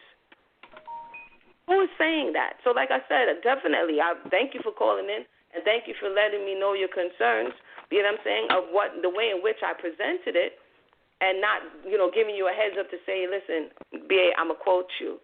But and thank you for the context, but just for the listening audience sake, did I misquote you, or there's some specification or clarity that you wanted to bring on that statement, essentially that Torah only wouldn't be nothing without Messianics, and they wouldn't basically have any relevancy in the community? Did you want to clarify that statement, or is that what you meant? That's exactly what I meant when it comes to those who attack. Like I said, attack Christ. So I was responding. But I see your point, and it is what it is. You guys have a good night. Shalom. Thank you so much. Thank you for that. For those who just called in, we are on the 9 o'clock, almost 9:30 hour. We are having a discussion right now. It's a new segment on Debate Talk for You. My name is Emunah Yisrael, and I just, like I said, happen to be bringing this particular discussion. But if there's any information that you would like to peer review about teaching of philosophy or behavioral patterns that are happening in the community, you hit up Sal, and, respectably, you come in and you peer review. Hopefully I'm modeling a positive way in which to peer review information. And you have the discussion, and hopefully you'll be respectful. So with that said, thank you, BA, for calling in and letting your voice be heard. We're going to go back to Brother Sal before we finish out some of the quotations that have been left on record for us to kind of really think about. So, Brother Sal? All right, family. Once again, the phone lines is open. I see we got one more person that pressed number 1, but again, we have more time if you guys want to ask any questions or comments. The number is 319-527-6239. You can call in via phone, call in via Skype, and we can hear from you live. Or you can also send me an email for those who want to email at debatetalkforyou@gmail.com, and I'll gladly read out your questions or your comments. Let's go to the next caller, 720-352. You're live. Shalom, shalom. All praise to the Most High God of Israel. Psalm 83:18. Shalom, Sal. Shalom, Emunah. Shalom, Mayanah. This is Devon. Hey, shalom, Maki. First of all, to be fair, I do agree with what Josh said concerning the way we treat each other. We do not have to have filthy mouths. We do not have to be disrespectful. We do not have to, talk to each other in a foul way at all, because we definitely are really just sharing information at the end of the day. Nobody who's alive right now had anything to do with these writings. We are basically journalists at this point. So I do agree we don't need to come at each other foul when dealing with information, wishing each other to die and cursing people and that nature. But I don't take this so much as a challenge myself, because I have been accused and put on trial for attacking the New Testament, as everybody knows. So the way I'm looking at this is I took it as a complaint or a plea for us to stop attacking the New Testament and only teach Torah. But the problem with that is, because we're going to go back to this word strife, right? Proverbs 28:4 says, those who forsake the law praise the wicked, but such as keep the law contend with them. Now, we know not all Messianics agree with the annulment or the abolishment of the law as the New Testament states. But that word contend, it says such as keep the law contend with them, meaning those who don't think we're under the law. If you look it up in the Strong's, that word is garah, 1624, and it means engage, strife. Again, so if we're engaging what we think is idolatry and contending with those who we think practice idolatry, we have every right, according to the Torah, to engage that idolatry. And me personally, nobody can say I make videos about nobody. I don't call names. I attack the information.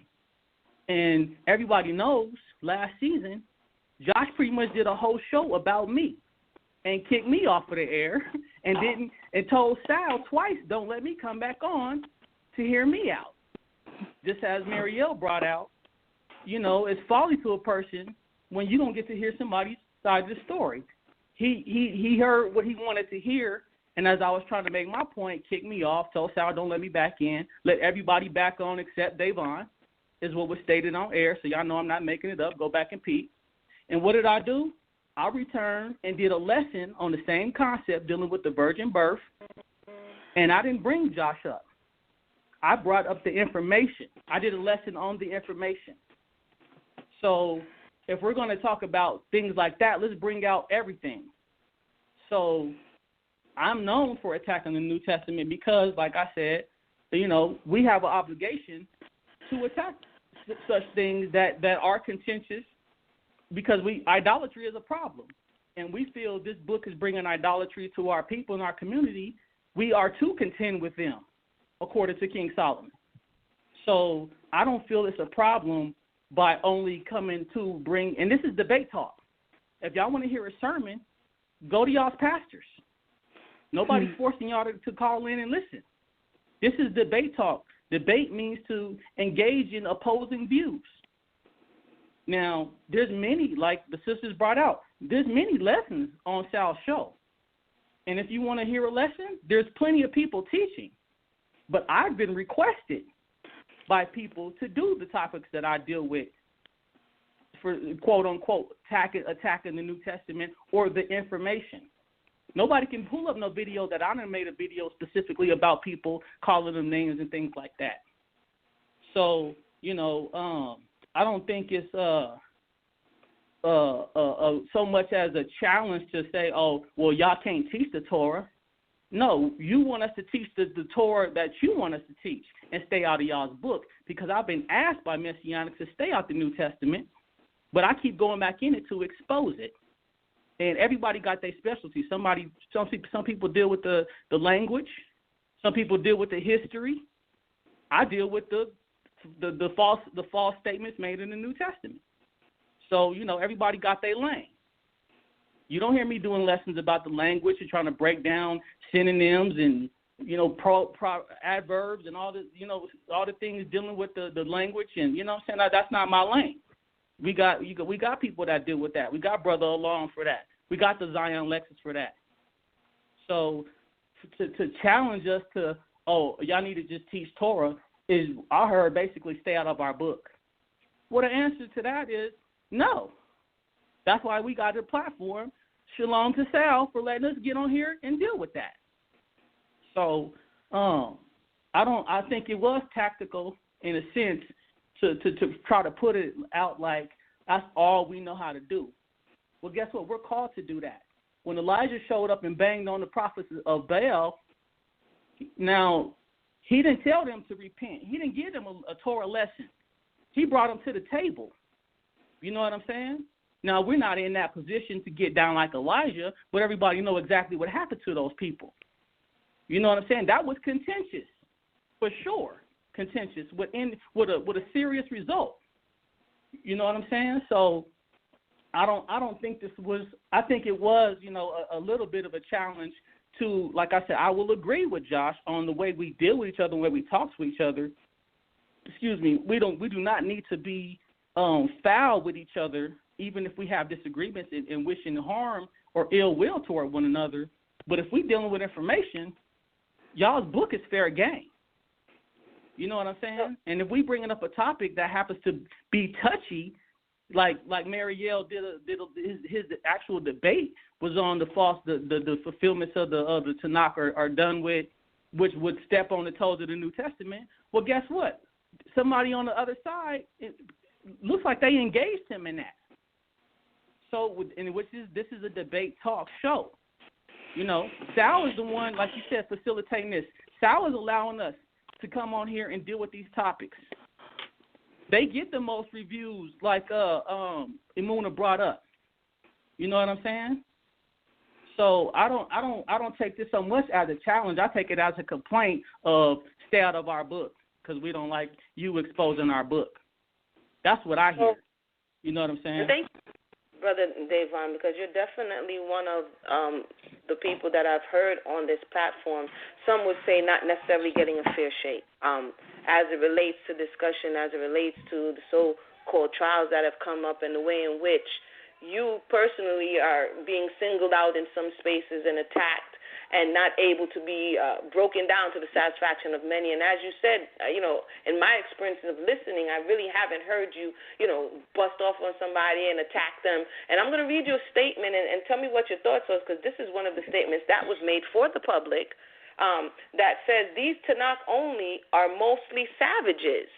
I mean, this is like Sister Mayanah says, because of my historic placement of certain words and the way in which we refer to one another. I had to quote this one. These TANAKH only are mostly savages. They want to hurt people. What are your thoughts on that? I don't think we want to hurt anybody. What we want is people to come back to the Most High God of Israel only. Give him his praise. Give him his glory. Only deal with the creator of the universe who holds our breath in his hands, the God of all spirits, as the Torah tells us. And when we see problems, we attack the information. Now, again, to be fair, there are those who have foul mouths and don't know how to talk to people on both sides of the coin. But to say that we are savages because we attack their information or their book is clearly not fair. And if anybody would be able to testify, this would be Sal. If we was on here causing problems like that, I don't think Sal would let us on his platform because Sal runs a respectable platform. You know what I'm saying? Now, there are other platforms who allow you to get down and dirty, and we know that for sure, but not this one. If you're talking about this platform, you know what I'm saying? Sal will cut you off. Sal's kicked people off of this show for having a foul mouth. So, and attacking people and not dealing with the information. Because I've only always dealt with the information. So I have one more thing. One more thing ahead. Before I go to the other caller, because it's allowing me to just go a little bit through the list. So, because it's almost at the 10 o'clock hour, I definitely thank you for tuning in. But I have one more thing, because you did, and I have witnessed it, and you have testified just now as well, that sometimes when you do have questions and when you do call in, when specifically Brother Josh is on the line, or at the time when he's on the line, to rebut some of the information concerning Old Testament not calling in when he teaches, but appears on the comment boards after the show he states, all the cockroaches in the comment section. So is this the truth? The calling of names, which we shouldn't be doing, which we shouldn't be calling our brothers and sisters cockroaches, right? But is this the truth in your experience that you don't call in when he's on the line to rebut his information and you only wait until the video was up to go in the comment section? No, I've called in a few times on a few Josh's lessons, and every time he's kicked me off. So he's basically run me off the phone a few times. You know what I'm saying? So I'm gonna just speak for me personally. I don't need to get on the board and bang. I can just call out and do a lesson on the information. But when I do call in, more than one occasion, he's kicked me off the line, and I think it's unfair, especially like in Marielle's situation, to put all these things around what Marielle was trying to do and say, oh, this is what he was trying to do, and didn't let the man, and the man told you interrupted me to even make that point, to kick him off the line and not to even let him rebut anything you said, nor let him express his own thoughts on the matter. So, it is what it is. Everybody hears it, and, I think overall, as far as a teacher goes, Josh does bring a lot of information to the table. I'm going to give him his props. He's giving me my props on air as far as being well-learned or very well-read. So I will give him that for sure. Josh has done lots of lessons. He's covered many topics. So I'm going to give him that. But when it comes to dealing with people and letting them express themselves, he will definitely kick you off the line and not let you get your thoughts out. And he's done it with me on more than one occasion. And yes, I don't think it's fair to say that nobody calls in and they only want to get on the board, because everybody heard what he's done to me. So no. Right. Thank you so much for that. Thank you so much for calling in, Brother Davon Mays. For those who've just joined us, it is 9:36 in the East Coast, and you are listening to Prepare Review for You. We're going to check on Sister Mayanah, and then we're going to come back to the phone lines before we finish out this peer review of the information that was presented last Shabbat on Debate Talk for You, which called it a TANAKH challenge, right? So if you say it's a TANAKH challenge and you present a thought, then it is our responsibility. As Brother Davon said, there are people with foul mouths, which we are not them. You know what I'm saying? I personally am not. I don't curse out people on social media. I speak about positivity, healing, to nauseam for some, right? And so to say that this is what 99% of people who adhere to TANAKH are doing, that is a gross inaccuracy. And it's something that needs to be retracted, because what you're doing is painting people with a negative brush to substantiate an erroneous point that's made by faulty generalizations and hasty generalizations. But we'll get more to these logical fallacies later. We're going to check on Sister Mayanah and then come back to Brother Sal. Sister Mayanah? Nice, shalom. This is a great dialogue, and I've heard a lot of really good points, and some great objections and responses have been raised. One of the things that I'm hearing is maybe a defense of some sort for some of the things that Josh has said, and maybe why we are taking up this challenge. And so I think that Emunah and I'll speak for me first, and Emunah can say whatever it is she wants to say about this. But it should be clear that we do not consider Josh's time on the air as a legitimate challenge, so to say, that we don't feel challenged by him in any way. Maybe I haven't heard enough of Josh's work, but I personally am not the least bit intimidated by his presentations or whatever it is he does under the guise of a lesson. But what we were accepting was this challenge to teach Torah or to stick to the Tanakh, and to return the challenge of some of these statistics and numbers that he gave to support an allegation that is clearly untrue. That's a challenge that we're picking up, and that's a challenge that we heard, the challenge to stick to the Tanakh, to teach the Tanakh, and better yet, to live the Tanakh. And as Emunah is saying, that in our presentations, this is what we do. We allow people to speak. We do not strong-arm our guests. We do not demand that the producer mute anyone.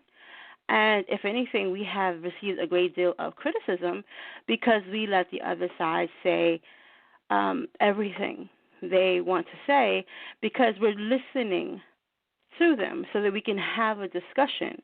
And I think that's one of the things that's missing from our community in general. So when Emunah and I do those things, it looks weird. It's strange. What are they doing?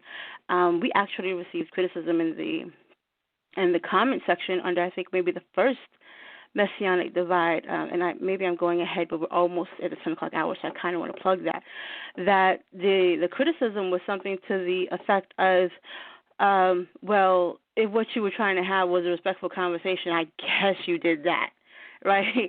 Because that's all they heard. Maybe they came for a fight, but what they got was a conversation, and that is what Emunah and I do. We engage the community. We're not into turf wars. We don't see any value in diminishing someone else. Even as Brother Davon said, that if we are contesting something, it's the information. when there's bad information, when there's inaccurate information being disseminated in the community, we will contest that because we have to. That I think was it one of the other brothers made the assertion that when such a thing happens that we are obligated to take those things to task. And we do, and we attempt to do it as respectfully as possible and giving as much latitude as possible. So I think when you heard earlier, Emunah was trying to kind of to show that even if something we say needs to be addressed or something we say, it sparks something, we'll look for we'll own our part to certain things. And so we have no problem with that.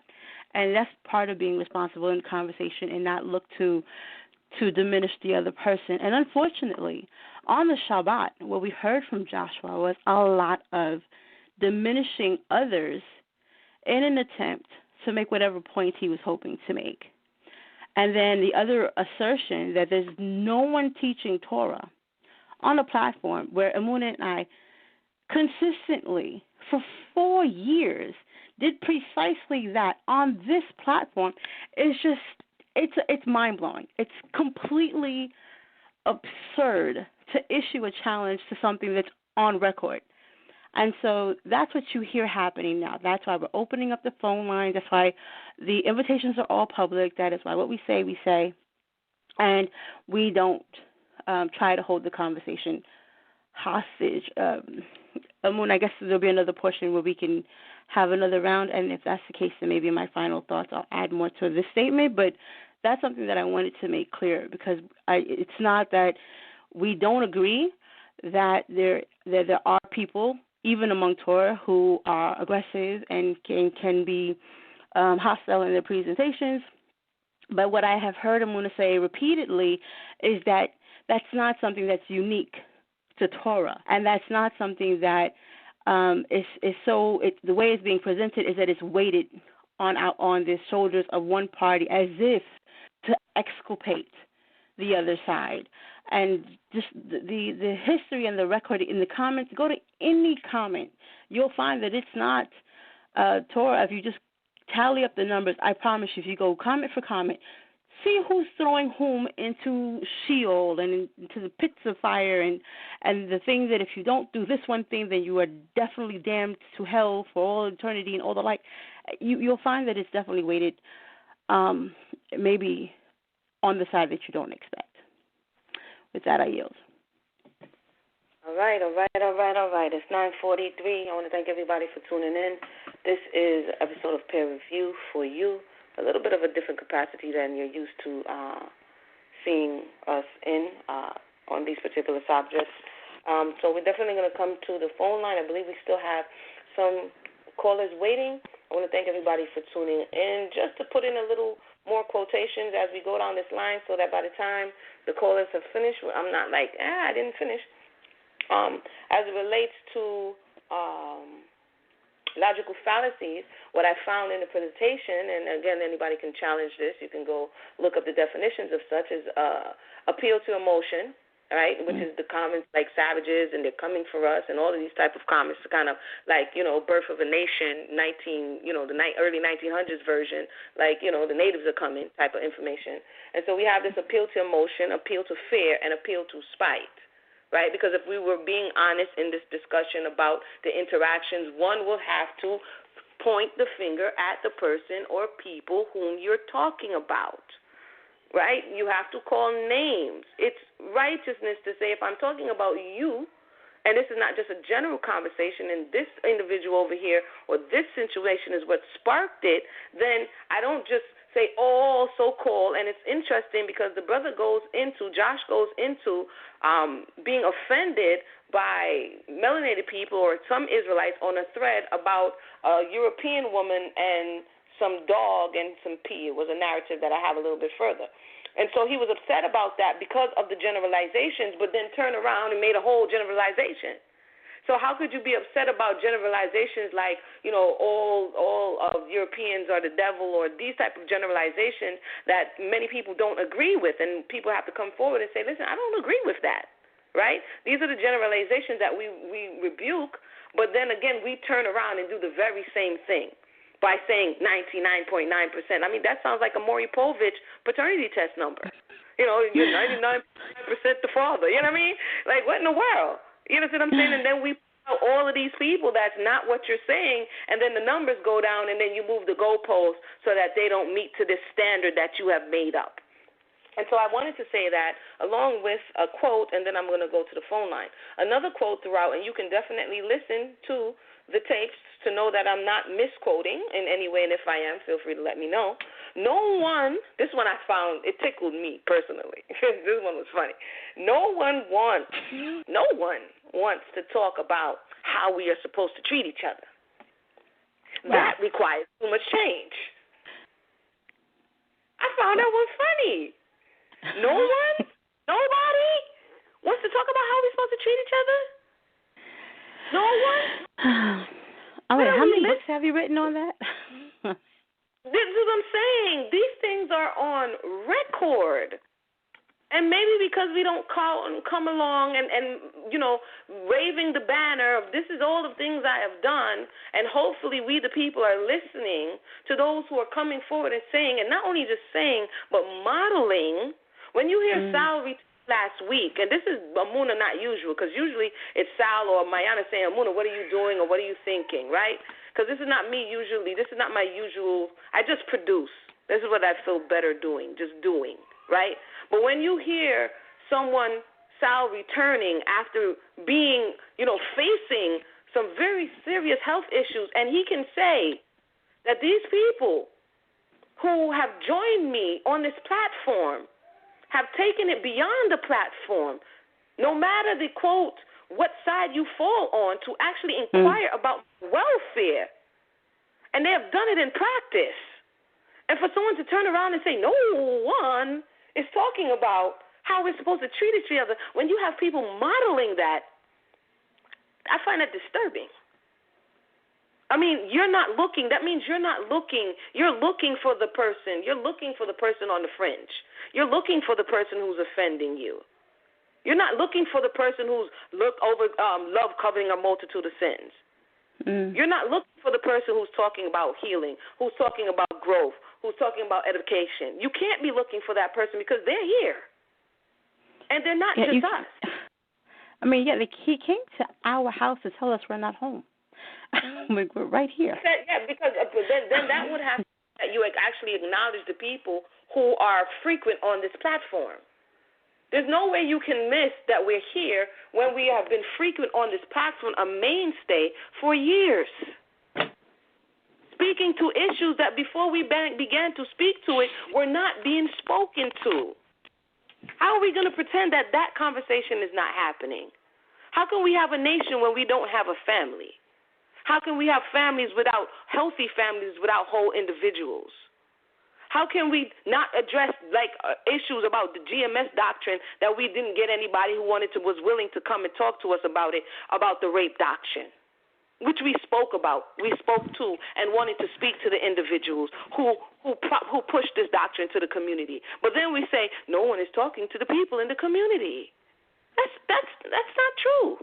That's simply not true. And I'm sorry, I'm in rare form tonight, but when I see this type of blatant disregard for what's actually happening, so you can paint what some will say is alternative facts. You know what I'm saying? You got to be like, come on, dude, I got to pull your card on this. This is not true. This is not true. And it's not just us. Like Davon said, different people have different lanes. So when we talk about different lanes, yes, somebody may say, you know what, that is true. I have popped off on them in the past. There are some record of me going ham, and I own that. But then that would be the 1% or the 2% or whatever the percentage is that says that's not me. But one has to change the 99% when the more than 1 or 2 or 3 people are coming forward and saying, listen, brother, that's not me. So with that, I'm going to give it to Brother Sal. I know Sal is probably over. I know, Sal, I'm not trying to stress you out, Sal. Let me know if I'm stressing you out today. And then I'll turn it down level just for the love of you, brother. Let me know. Nah, man. Hey, this is ratings right here. This is ratings. I'm over here talking about your heart. You over here telling me about some ratings. We got anybody on the phone. Yeah, we got like 3 people standing by. Once again, the number's 319-527-6239. That's 319-527-6239. I'm checking the emails. Okay, nobody sent any questions or comments in the emails, but the phone line is still open, 319-527-6239. Let's go down the phone line. Let's go to Skype caller. You're live. Hey, shalom, sister, shalom. This is Zanon. How you doing, Sissy Mona, Sis Mayanah? How y'all doing tonight? Hey, shalom, Manan. How you doing? I'm good, sis. That's what's up. I just wanted to I want to address a couple of things, but I wanted to ask real quick. Were you guys able to listen to the entire presentation and like took notes on each thing, or did you just were there quotes that you took out while listening? I was trying to understand how you got some of the quotes that you guys. I personally listened to the entire thing and I just out some quotes. Well, for me, okay. I honestly can't listen to him, but I read the transcript. So I read all 97 pages of the transcript. Yeah. Okay. And then, so in listening, was it? I felt. I'll just say what I felt personally, and then I'll start asking some questions. Is that okay? Or making some statements. I personally felt that his lesson wasn't geared towards you guys at all. It wouldn't have even been geared towards a person like Davon, right? It was mainly geared towards what we would say TANAKH only, and I would love for us to try to figure out how to get away from these labels, but just for the purpose of this conversation, it was for those that are the offenders, and when I say offenders, those that are the foul-mouthed, angry, those that are actually going on their program saying, you see what happened to that wicked N-word Sal.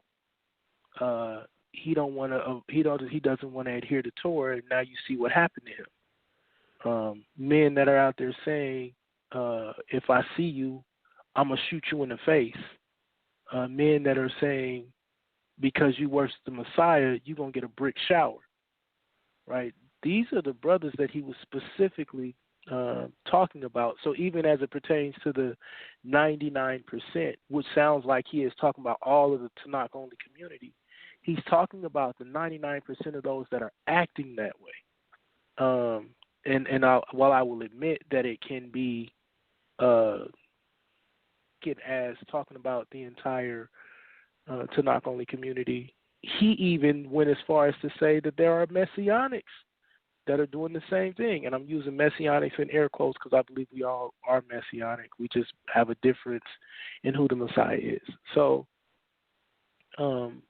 my concern is that while I will agree that, you guys have every right to come on and voice your opinion when it is specifically talking about your community, I would beg you and hear you to please understand that he, from what I understood, was not talking about those that are trying to do this thing righteously, but he was actually talking about those that are doing it unrighteously. And then finally, even his challenge was to those that are always attacking the Messiah and won't come on and teach and always have a lesson about the Messiah rather than teaching TANAKH. Why don't those people step up and teach a lesson strictly about TANAKH rather than always attacking the Messiah? I've heard you sisters always, your shows are not always about attacking the Messiah. So I would say I wouldn't have even got in my mind that he was specifically talking about you or Nasi Yashavel or Amore Yiftach Dan. He was strictly talking about those that are really causing strife in the community. That's what I understood his challenge to be. That's what most of us understood it to be. Now I'm definitely open to being corrected, but like I said, when I was listening, and understanding how that brother mind thing and talking to him about this several times, I thought he was very clear about talking about those who we all would consider on either side. But he made it a TANAKH only challenge to those that are not keeping to the spirit of TANAKH. And there are several, and then finally, it wasn't just based upon those that come on to Debate Talk for You. That was a small portion of what he said. But he was also talking about just those that are in the internet community at large that are guilty of doing these things. And I don't believe that you sisters are guilty of that. So I was trying to understand how that got lost in translation, or if you can give me some clarity. Maybe I just completely, in your opinion, missed what he was saying, but to the best of my ability, he had made it clear that he was talking about those people that are guilty of being bad actors. And thank you for calling in, brother. I could definitely, when you're presenting your point, I can see where you're coming from. However, in the way in which it is being presented, it's also the reason why I thank BA for calling in, but I also included a quote. The way in which it's being presented, right, when the 99% is being reiterated constantly, and that particular disclaimer that you're mentioning is not always present with this 99%, if I can possibly paint the picture for you, we live in an environment when broad brushing a community can mean that community becomes a target regardless if it's a doctor or if it's the dude that's hanging out on the corner. Do you understand what I'm saying? When someone paints the melanated community, the masculine principle, as a thug, as a criminal, it doesn't matter if he has on whatever he has on, he becomes that target, regardless of what the person who was pointing into the crowd meant or wanted. Because it's so emotionally charged, the person says, I saw a black man, so-called. Do you understand what I'm saying? And so when you listen in to what he's saying and the tone and the fever and the pitch of the message that he's bringing forth and the way in which he's reiterating, like you would be watching on a newspaper, one would say savage, savage, savage, or thug, thug, thug, and then in between it you're weaving in these disclaimers. The way in which the information is presenting is not giving the person who's listening the opportunity to really hear these so-called disclaimers. What you're hearing is New Testament, Old Testament versus New Testament. You people are the persons to blame. You understand? And like Mayanah said, it's not like personally one has to say, listen, I'm going to answer for me. It's really to bring, because the evidence is there. You see what I'm saying? If one chooses to look, it's not something that one has to make up any alternative facts. But the danger of what is being done, the danger of not clearly separating whom you're speaking to, as Mario said, brother, Mario came, when he called in, I was like, thank you. He says, brother, I'm going to need you to call names. And the reason he's saying that, because he went on to say, because I'm not that. Do you understand what I'm saying? And for this reason, this conversation needed to be had, because there are many people who are probably sitting in the audience saying, well, I'm not that. But the way you talk about people as cockroaches and savages and saying I'm going to teach you how to behave while misbehaving is inappropriate. And on a platform where we're hearing that when the alternative perspective calls in, when Josh is teaching or presenting his narrative, that individual, I've heard it on more than one occasion, has not an opportunity to speak. That is not just. And what I'm saying, if we're crying for justice, then we have to be willing to be just. And if we're going to be honest and we're claiming this is unity and we're coming together and truthfully in our hearts, as I said in the opening episode of Debate Talk for You, if we're coming with hypocrisy in our hearts, let's just keep it 100. Because if we keep it 100, then we actually have an opportunity to grow and heal. But if we're lying to ourselves and we're coming to a platform or wherever we are in our social media spaces and saying things that we really don't mean, it will eventually come out. And we'll be known by our fruits. So that's my response to, if he wasn't talking about 99% and he's talking about 99% of a percent, that wasn't stated clearly. It was stated that. Yeah, go ahead. But I did hear in your response that there were various times where he did make it clear that he was talking about those that were bad actors. And so even your comparison about those that are now, like, let's just deal with it. There are those that are just trying to clump everybody in that's an Israelite as a BHI or a black Hebrew Israelite. But there are no disclaimers when they do that, right? They don't say, oh, well, there are some that are moderate, or, there used to be that. But now, any chance they get, it's black Hebrew Israelite, black Hebrew Israelites. But once again, I did hear the brother say several times that he's talking about those that are guilty of acting a certain way, even going so far as to say that there were Messianics that were doing it.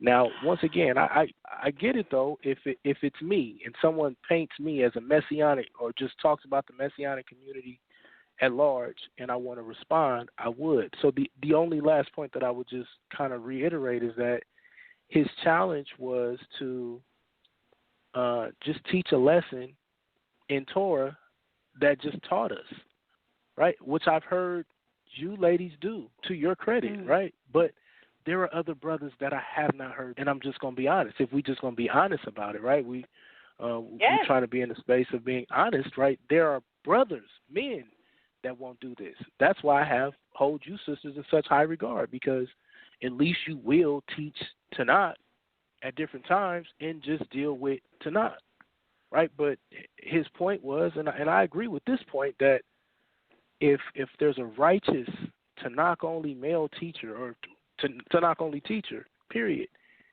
I want to hear TANAKH. If you're telling me I need to put the book down and you're going to teach me TANAKH, then please teach me TANAKH. And there are several brothers that we don't hear that, and I believe. This is Mayanah. When there's a break, I'd like to. Mayanah, one speak second. To my brother.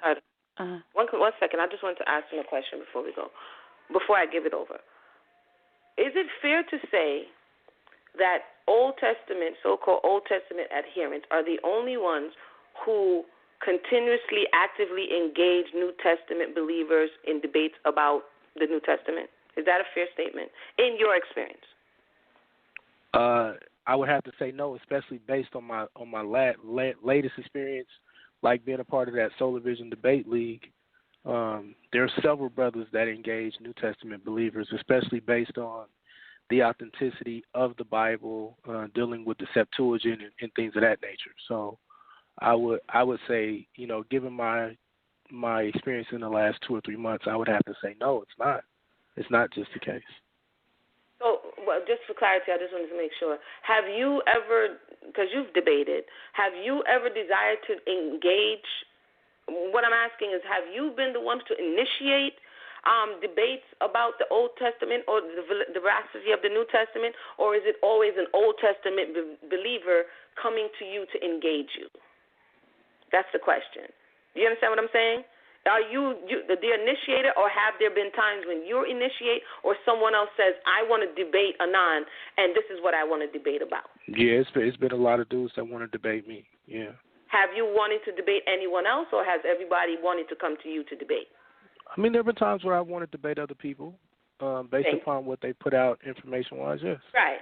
Okay, thank you. Thank you so much for your honesty. I just wanted to make sure, because, again, the way in which the picture is painted is that so-called Old Testament believers, see, it says here, right here with Moshe, they just love strife, and they're the ones who's seeking out everyone to debate them because they love strife. And so because, to my understanding, that's not totally true, that on both sides there's a need to want to engage one another about what someone has said or what they believe, and it can be at any given time one side or the other coming to engage. So thank you so much for that. I'll give it to Sister Mayanah. For those who just joined us, we're at the 10 o'clock hour. So this day we had overtime portion of the show. So I think we missed the time. If you were on the line, that you should call in. Before Mayanah, Sal, did we miss the time? Now we're on the air. Due to the donations that came in, yeah, we have 3 hours on the air, so we're good. Okay, cool. Oh, all right, thank you. Sister Mayanah. I'm happy that my brother Anan called in, just like I'm happy that our brother B.A. called in earlier. And I think that's a great question, and so I thank you for asking it.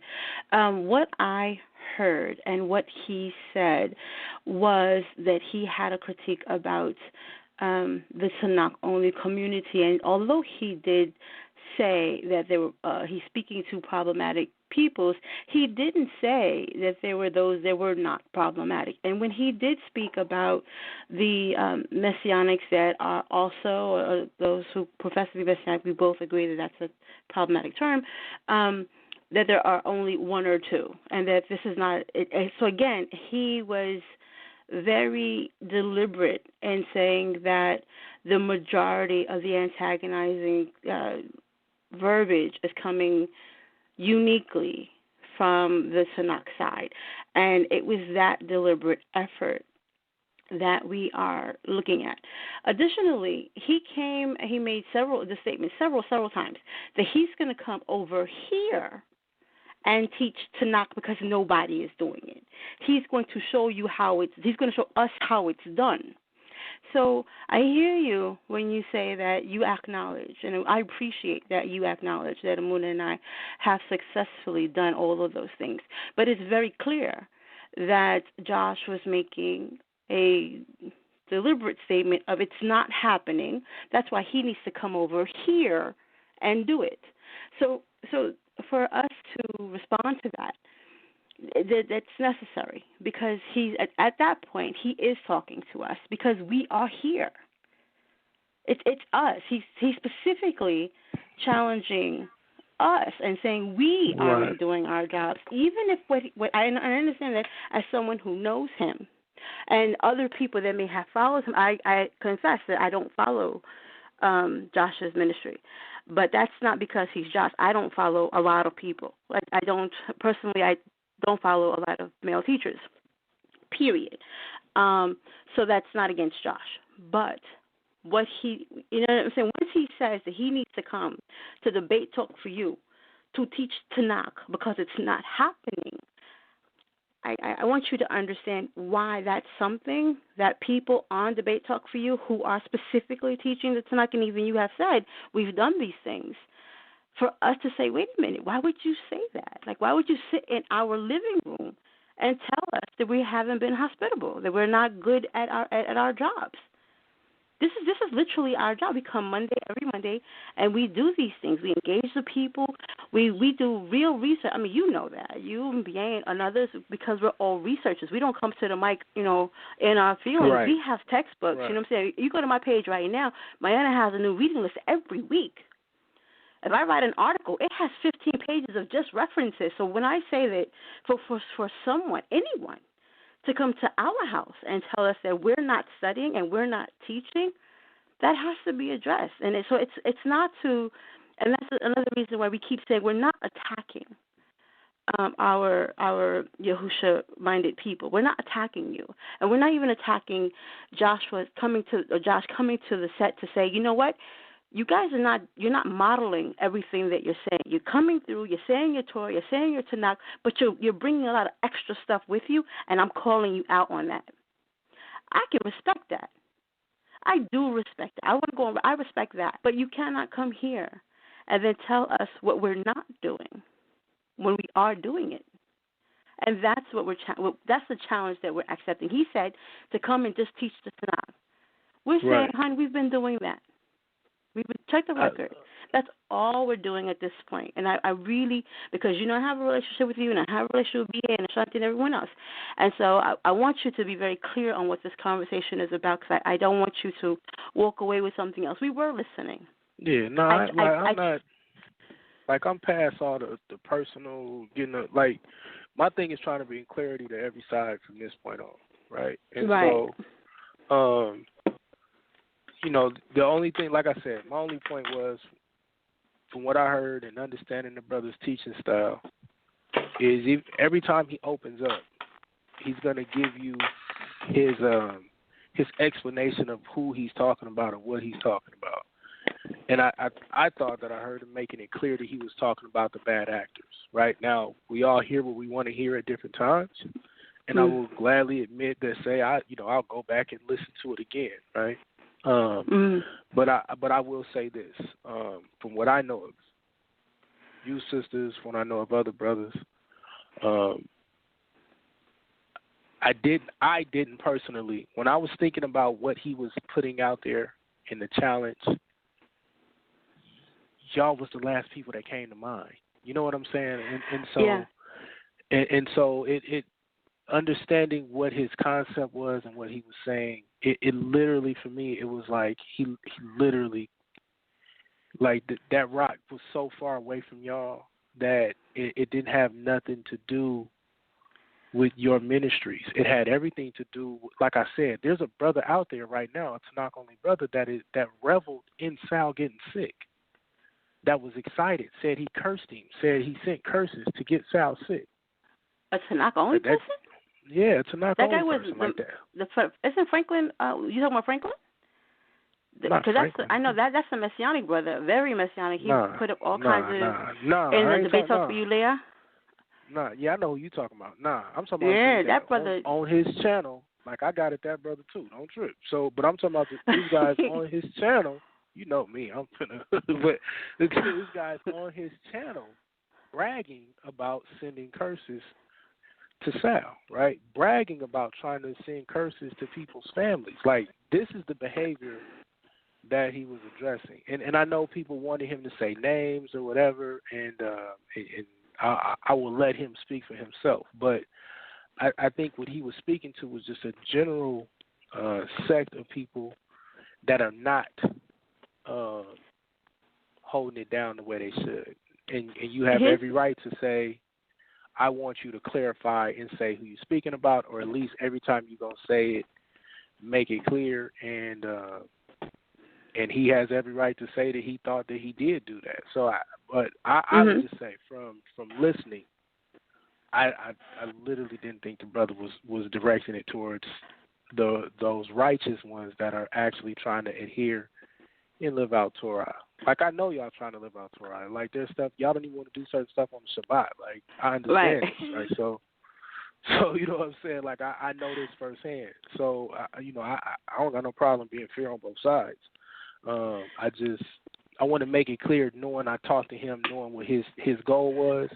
The goal was not to just clump everybody in. It was to make a clear-cut attack on those that are not adhering to Torah on that side of the book.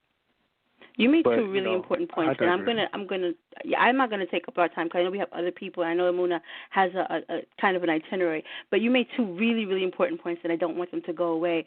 One is that from your experience in your relationship and what you know of Josh, that he's not talking about us, because as you know, and probably Josh and maybe others also know, that Emunah and I are actively doing our very best to model the Torah and the Tanakh and what we believe about that. I think that might be part of the problem, is that when we're having these conversations about who is positively representing the Torah and the Tanakh, because people are not counting us, these general statements get to stand. And I think we heard him, I want to say I heard him when try to bring that out earlier, that it gets overlooked. Maybe it's because we're the feminine principle and we're not expected to hold down that particular corner of the culture. But we are here. So when the masculine principle comes in and says there's no one home and they're looking right at us, that's another reason for us to push back and say, okay, you don't get to do that.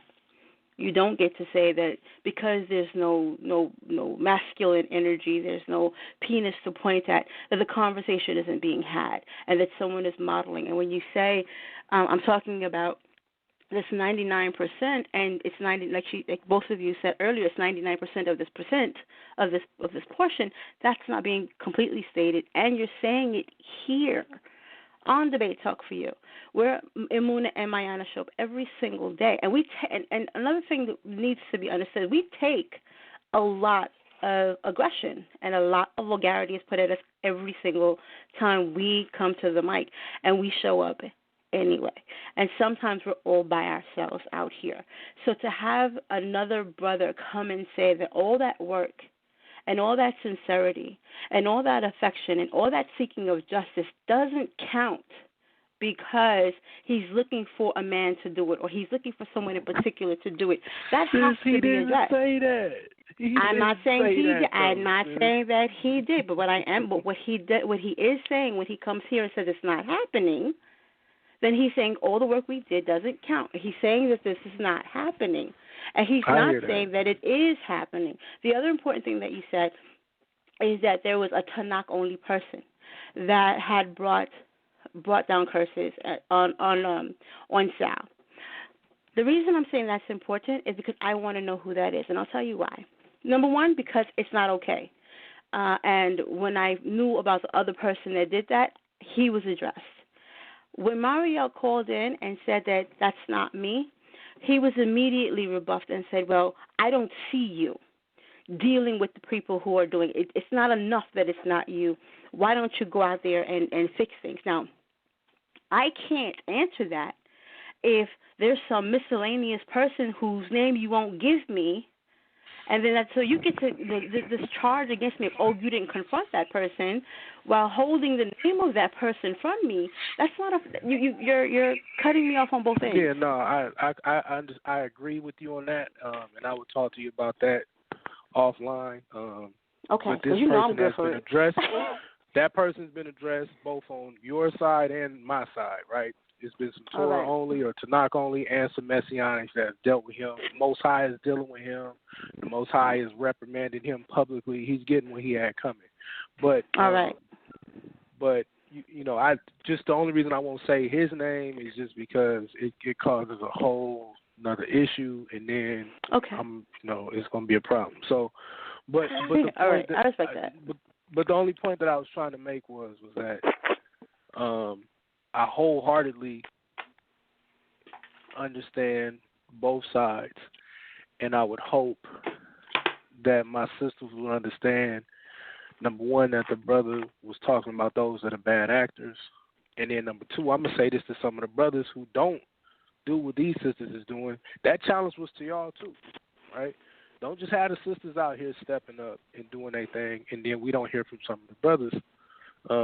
And don't think that some of the Messianic brothers are not prepping to come and respond as well, and make sure that we show that we also try to adhere to Torah, right? If we really talk about doing this thing, then all of us need to take some of it to heart and say, okay, all of us can either continue to do what we're doing and get better. So, but yeah, y'all did great show. We needed to have a discussion.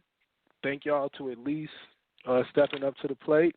Now understand too that was volume 1. So if and when the volume 2 comes, it's not like he trying to keep something going. He just already had a whole series of lessons or presentations planned. So however that goes back and forth, I'm just putting it out there. The brother had already had a whole series of teachings coming. But, I love y'all. You know what I'm saying? And I would just, like I said, I would just hope that those that are the unrighteous teachers, I want that rock to hit them especially. So, shalom, peace, and blessings to everybody. Most High bless everybody. Shalom. Thank you for that. That was the voice of Brother Anonymous. Thank you for calling in. The babies are getting rowdy. I'm on the line. I want to thank you for calling in. I think we still have some callers. We have 10 to 18. And as we're speaking about Torah, hopefully both sides of this discussion are adhering to it. This is the common ground. I've heard it said many times, and I don't understand why it's so divisive when this particular space is the common ground. So I'm going to read some common ground. Devarim, Deuteronomy 19:16. Why we keep asking for names. If a malicious witness take the stand, and we're going to get the principle for this because people are going to say we don't have the high priest and we don't have the judges. I understand that. But we're going to take the principle of what the Torah is saying. If a malicious witness takes the stand, we come to the public, to accuse someone of a crime, the two people involved in the dispute stand in the presence of the Most High before the priest and the judge who are in the office at the time. So when somebody's bringing a report, this person is saying X, Y, and Z, this person is cursing X, Y, and Z, this person is saying things that are unbecoming of an Israelite who said they worship the true and living power, we need to know who this person is.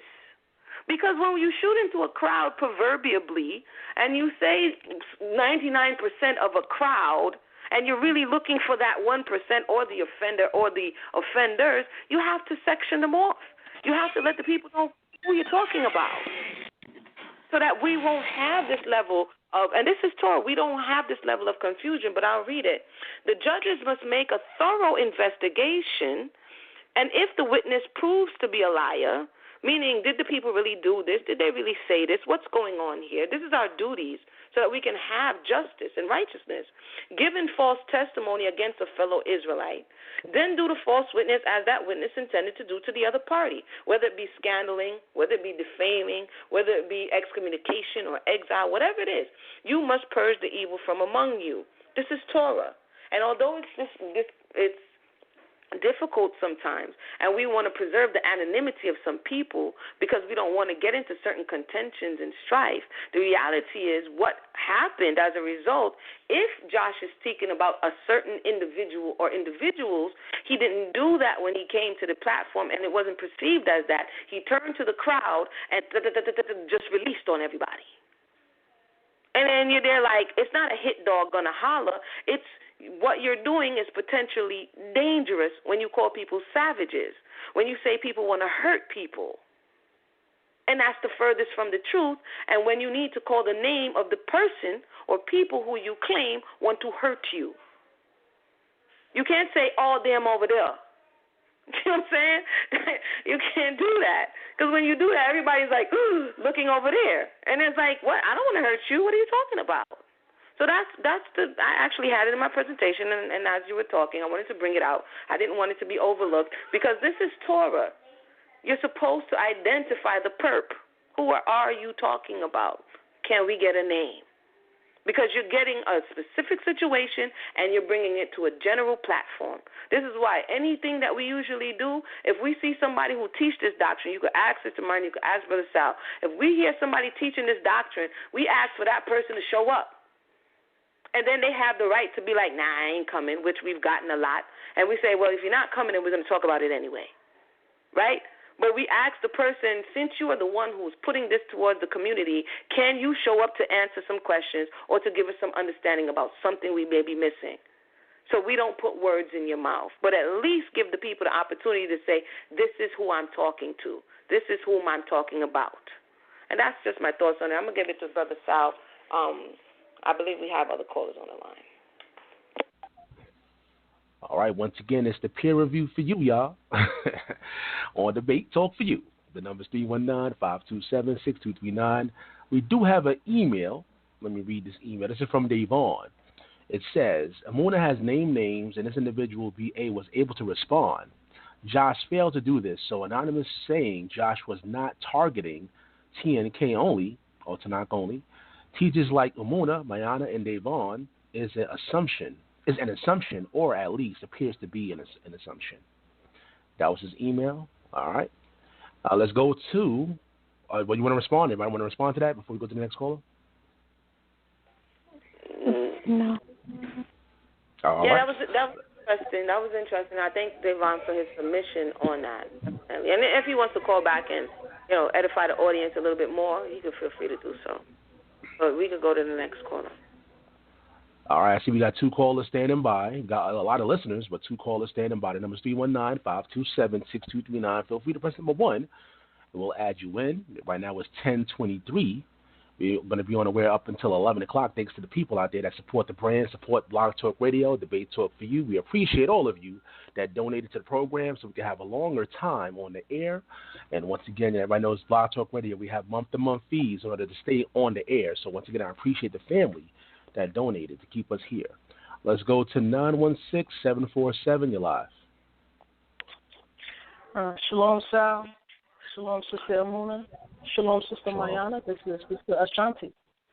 Shalom, Sister Ashanti. How y'all doing tonight? Not bad. Old man. That's what's up. That's what's up, told me. Real quick, because I pressed the one at a bad time. All right. Sorry, but yeah, I'm gonna be with it. You want to go? Yeah, you want to go to the next caller? It's up to you. We got to come back to you. No. Press one again. Let me. Okay. No, let me just hurry up and get it out, and then I gotta do some home stuff. I do want to thank y'all for accepted this challenge. It looks like this was a good dialogue and a good needed discussion. This is probably something that, all of us hosts or the majority of the teachers on here can get together so that we can have some understanding. I do understand that the Most High has us all on different levels and understandings and on different areas of the path and trying to reach Torah observance and obedience. And all of our behaviors, we can all, do some praying, do some self-reflection, do some self-examining to make sure we're in right standing with the Most High. I don't like contention myself, but I understand, like the brother called earlier and was saying, we're to contend. However, I think there has to be some sort of wisdom when to contend and when not to contend. And I believe there is a benefit to having some wisdom. And you know what? I understand what people want. How about what the Most High wants? And what about understanding everybody's right to choose? And if it's about the information, yes, bring out the information. And Emunah and Mayanah, you are right. Our approach to giving out the information, has to be respectable and let the Most High deal with us, right? If the Most High sees we're out of line, the Most High will deal with us personally, So all of our behavior could be checked and self-examined. And, I pray that we all get that together, our behavior, our conduct, our mannerisms, our fruit of the Spirit, and because each individual, when it comes time for judgment, guess what? There's going to be nobody around. We're all going to be standing there as individuals giving an account to the Most High for every word and every action we exude out here to people, right? So I thank y'all. I will say this personally, there was a disagreement, that a couple of people had with me, but I was willing to talk about it. And, I took the heat. But I want to apologize for any offense that I said. At least I was, respectable enough to say, hey, I'm willing to have this conversation with you. And if we just got to agree to disagree and move our separate ways so there won't be strife, then that's what it has to be. I have no ill will towards anybody. I love everybody, and I want to see us all get better and do better and be better. On this path, on this journey, in this state spiritual system we have. So I want to say I thank y'all for this conversation. I do love y'all. And there have been time and time again, Sister Emunah and Mayanah, because I was on Under the Palm and I was on Relationship Challenge a few times. Yeah, we have been presenting the issues and we're trying to come up with solutions, and those are the least sought out after shows. However, it behooves us to start looking for the people who are going to be in a circle to come up with solutions and not be a part of the issue. And we just got to be reminded, put out the information, let the Most High deal with somebody if they're off track, because the Most High definitely, is going to do what the Most High going to do. We've seen that before. So thank y'all. Have a great night. Shalom, shalom, Lada Tov. Shalom, shalom, Lada Tov, sis. Shalom, shalom, Lada Tov. Thank you. That was the voice of Sister Ashanti. Thank you for calling in. Thank you for letting your voice be heard. Thank you for echoing a lot of things and just really sharing that we all, and that's hopefully what we take away from this discussion, is that it doesn't benefit us to only point the finger without seeing the part we play. There's no tango if there's no two. You understand? And so if we practice the patience that we're looking for, if we present our truth, but in a way, as the sister just said, to allow the Most High to add the increase. Because a lot of times what I've noticed in this walk for the umpteen years in which I've been in this particular portion of the walk is that the more you tug is the more they hold on, whomever it is, to whatever it is you're trying to tear from them, right? So the more, so it's our portion to say X, Y, and Z, whatever the Creator put on us, and then at that point you leave it. You see what I'm saying? Because the more you tussle is the more the person wants to prove you wrong. And that's the ego. We ignite the ego within, and we are where we end up where we are today. Right? And so like she said, I'm glad we're having this discussion. It's a much-needed discussion. And prayerfully, those who are listening see the true intent behind why we are addressing it in the way that we are. Because I think a lot of things have been overlooked or assumed when they should have been clarified to whom we are referring or to whom the individual is talking about. So with that, I'll check on Brother Sal, see if he has any more callers on the line. All right, we do have 2 more callers standing by. Pressing number 1. I'm going to get to you. Again, family, the number, 319-527-6239. For those who just tuned in, today's show is entitled The TANAKH Challenge Accepted. If you missed any part of the show, you can always go back in the archives, www.blogtalkradio.com/Debate Talk for You. Of course, subscribe to the YouTube channel, Debate Talk for You, and you can check out all the shows. Anything that you've missed, we have a lot of content on the page, on YouTube and on the Blog Talk Radio page. We appreciate the family that support the brand. And always check the description box if you want to reach out to any special guests, any host, or you just want to support the brand in general. Check the description box, and we look forward to hearing from you. Let's go to the next person. Let's go to 443-815. You're live. Hey, Sal Showtime. Hey, ladies. This is Brother Mercy. Let me find out, Brother Mercy. Long time no hear. Once I hear the voice, I'm like, I know who that is. What's going on, Brother Mercy? Hey, I just want to share a few verses and a couple comments because I think sometimes, because I heard Elijah mention, and I think we need to, because I love Elijah. He's such a humble prophet. But anyway, I'm going to read Colossians 4:6. Let your conversations be always full of grace, seasoned with salt, so that you may know how to answer everyone. Our words need to be full of grace, and I think that's what's lacking in this whole discussion as far as, attacking TANAKH only thing that he did. I don't think his words was not, I don't think it was seasoned with salt, because salt adds flavor to the meat. And, I'm not sure if he spoke with full of grace. I don't hear that, being promoted. And then there's another verse. Paul talks about there are many teachers, but few fathers. And that's what's going on. Everybody wants to teach, and when I say everybody, I mean a father is different than just a teacher. A father actually cares about who he's teaching. So it's not just about being right. It's about, I'm trying to show my child, I'm loving my child. It's not a condemnation. Fathers shouldn't condemn his children.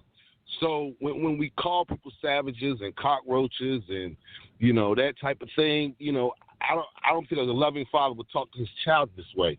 So even if we say he was right in gesture and spirit, the methodology is not always correct. And then I'm going to talk about Elijah.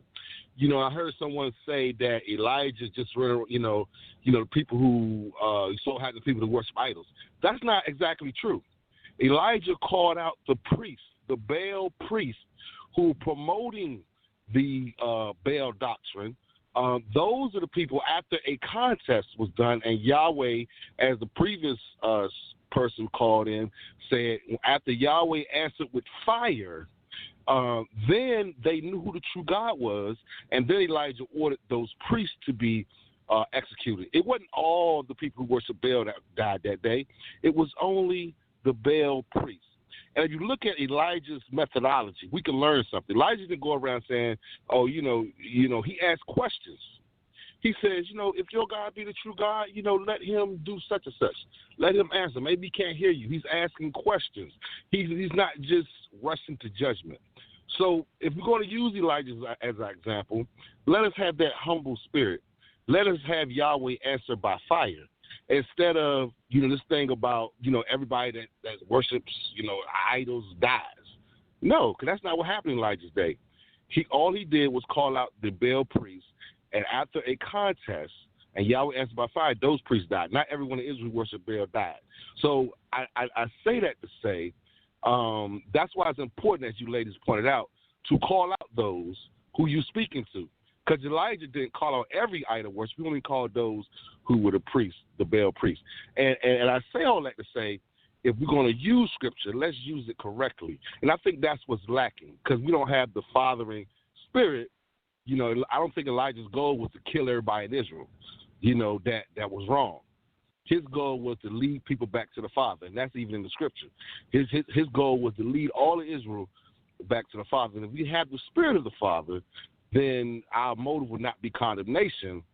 Even if we're right, we have to have that loving, fathering spirit to try to guide people in the right direction, understands that we're not perfect. And even Elijah admits he wasn't perfect. And he even says that. But I say all that to say, you know, I think that's what's lacking in all of this, is the fact that when you don't have that spirit, when your words are not full of grace, you make statistical errors like 99.9. You know, you do all that kind of stuff because, you know, you may be right in your own mind, but you don't have that loving fathering spirit. And I think that's what's, you know, lacking. And a lot of our fathers are not in our homes, you know, so that could be part of the problem too. So in a lot of this, we suffered a lot. So I think that we have to acknowledge our wounds and pains and understand that, you know, some of us may not have had fathers in our homes, so maybe we don't know how to teach with a fathering spirit because, you know, we don't have that example. But that's what I wanted to say in all of this, is that, you know, attacking a certain group of people like TANAKH only, whatever the case may be, I think we need to follow Colossians 4:6, and that is have a humble spirit like the prophet Elijah. And if you're going to bring an indictment, the indictment names the people they're referring to, and that's just legal terms. That's all I want to say. Thank you for that. That was the voice of Brother Mercy. Wow, for those who just joined us, we are 10:37. Y'all know Emunah got to go make some yummy cottage tacos tomorrow. I want to thank everybody who's calling in, who's tuning in. We're going to check the phone lines as we begin to wind down this discussion. Hopefully, you know, it brought more on the table, more to look at. I thank the brother for bringing forth his perspective, again, to the table. You know, prayerfully there'll be spaces where other people can join the discussion and real time be allowed to give their thoughts and opinions on the matter, and we can end up with a more well-rounded conversation, one that is solution-oriented, right? Just like Abraham that I brought up earlier and Lot's herdsman. Abraham, or Abram at the time, was more solution-oriented, and he didn't just focus on the strife between the herdsmen. He wanted to know what was the solution to kind of, at that point, keep that family intact. You know, and as Brother Mercy brought up, there's some things where you distance yourself from. If someone says that, you know, you have a family member who's off or who just won't hear, you know what I mean? That person is still to a degree your family member, but you don't have to join in with them in whatever it is that they're doing. You know what I mean? And then you leave them to time of the Most High after you have warned them, after you have said what it is. It's on you if you don't say. But once you say it, then the blood is off your hands, so to say. You know, so these are the things that are within Torah that we're supposed to keep in our minds. But I'm going to go to Brother Salah, see if anybody else is on the phone line. Then we're going to check on Sister Mayanah as we begin to wind down this discussion. All right, you got one more person pressing 1. Let's go to that caller, 678-497. Hello. It's Mario again. Just going to say it's a great show. And I see that y'all was, you know, sticking to the point of, you know, got to call out people, got to. And why I called back in is because I really want to stress how important it is to be specific of who you're talking about. There's several cases, and I'm sure there's more than what I'm going to name, but for time's sake, I'm going to try to keep it as short as possible and run through them. Times where people have to specifically be called out to even turn away the wrath of the Most High. You have the time period where where they built the golden calf, and the Most High Moshe came and said that, okay, well, separate. If you're on this side, then you want to be on this side, and he destroyed those people who was dealing with the calf. You have the time period where you have the Korah's rebellion, and at a time period where the Most High could have destroyed all of Israel at one time, but he destroyed a certain group of people who decided they wanted to join with Korah's rebellion, Korah, Dathan, and Abiram.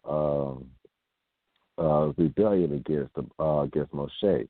You have a time period with Penaias, the son of Eleazar, where there was a plague at that time, and you had to rid one person, just to get rid of this specific plague. Then you have a time period where in Joshua, where when Israel was going through a certain strife, they didn't know what was going on. They were supposed to be conquering the land, but for some reason they wasn't, and they had to call out a specific person in order to and rid him in order to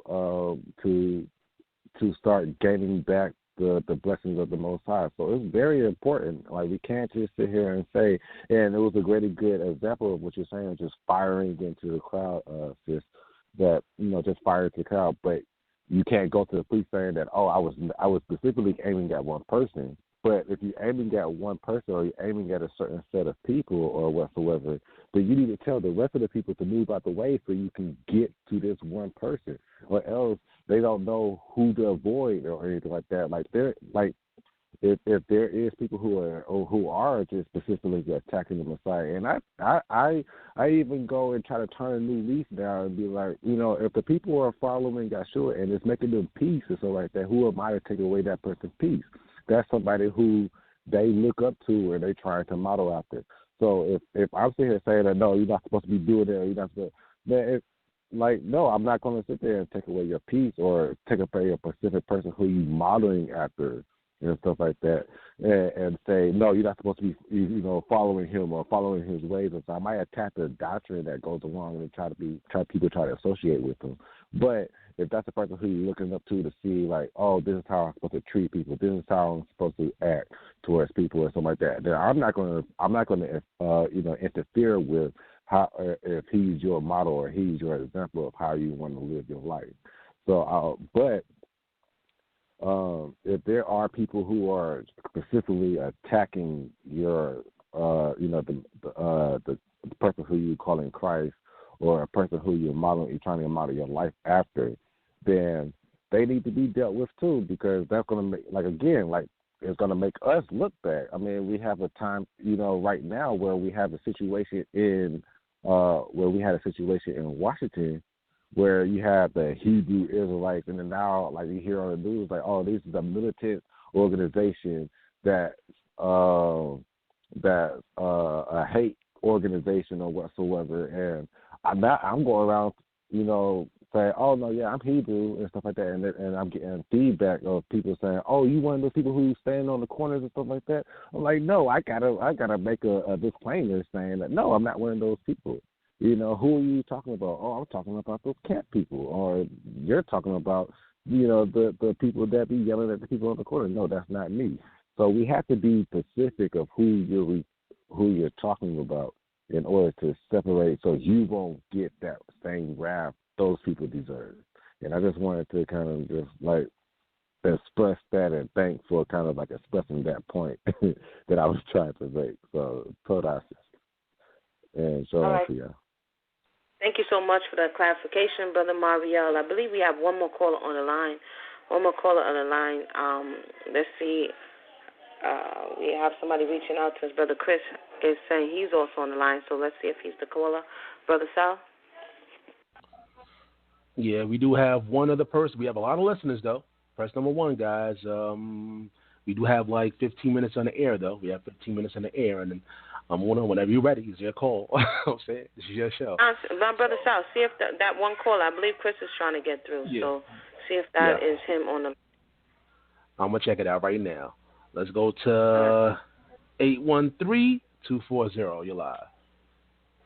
Hey guys, how's everybody doing? Peace, Marielle. All right. Peace to Peace to the queens in the chat. Wonderful chat, by the way. First of all, I'm sorry I didn't tell Sal. Welcome back. You know what I'm saying? Welcome back, man. How are you? Yeah, thanks, man. I appreciate it, bro. I'm here. I'm doing the work. Yes, sir. Yes, sir. Yes, sir. Ready to do the work. Okay. I was listening to the conversation, and I also did. I don't know where to come in at. I've been listening for so long, but I listened to the lesson, and I did enjoy Josh's lesson. I will say that I did enjoy his lesson.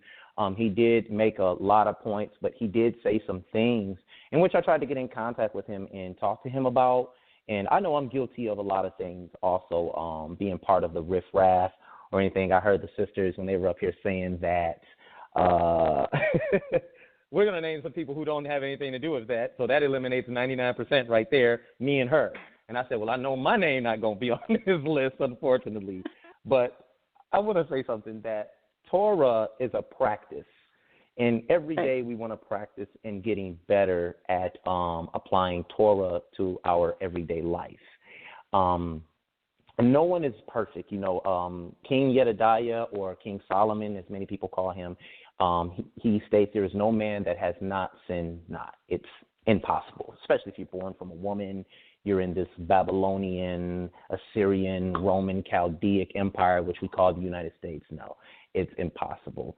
But I can't help but feel some type of undertone that was being displayed. And I did want to address that this is the second time that someone's tried to call and somewhat assert themselves in the conversation by having a conversation with him, and he's cut them off.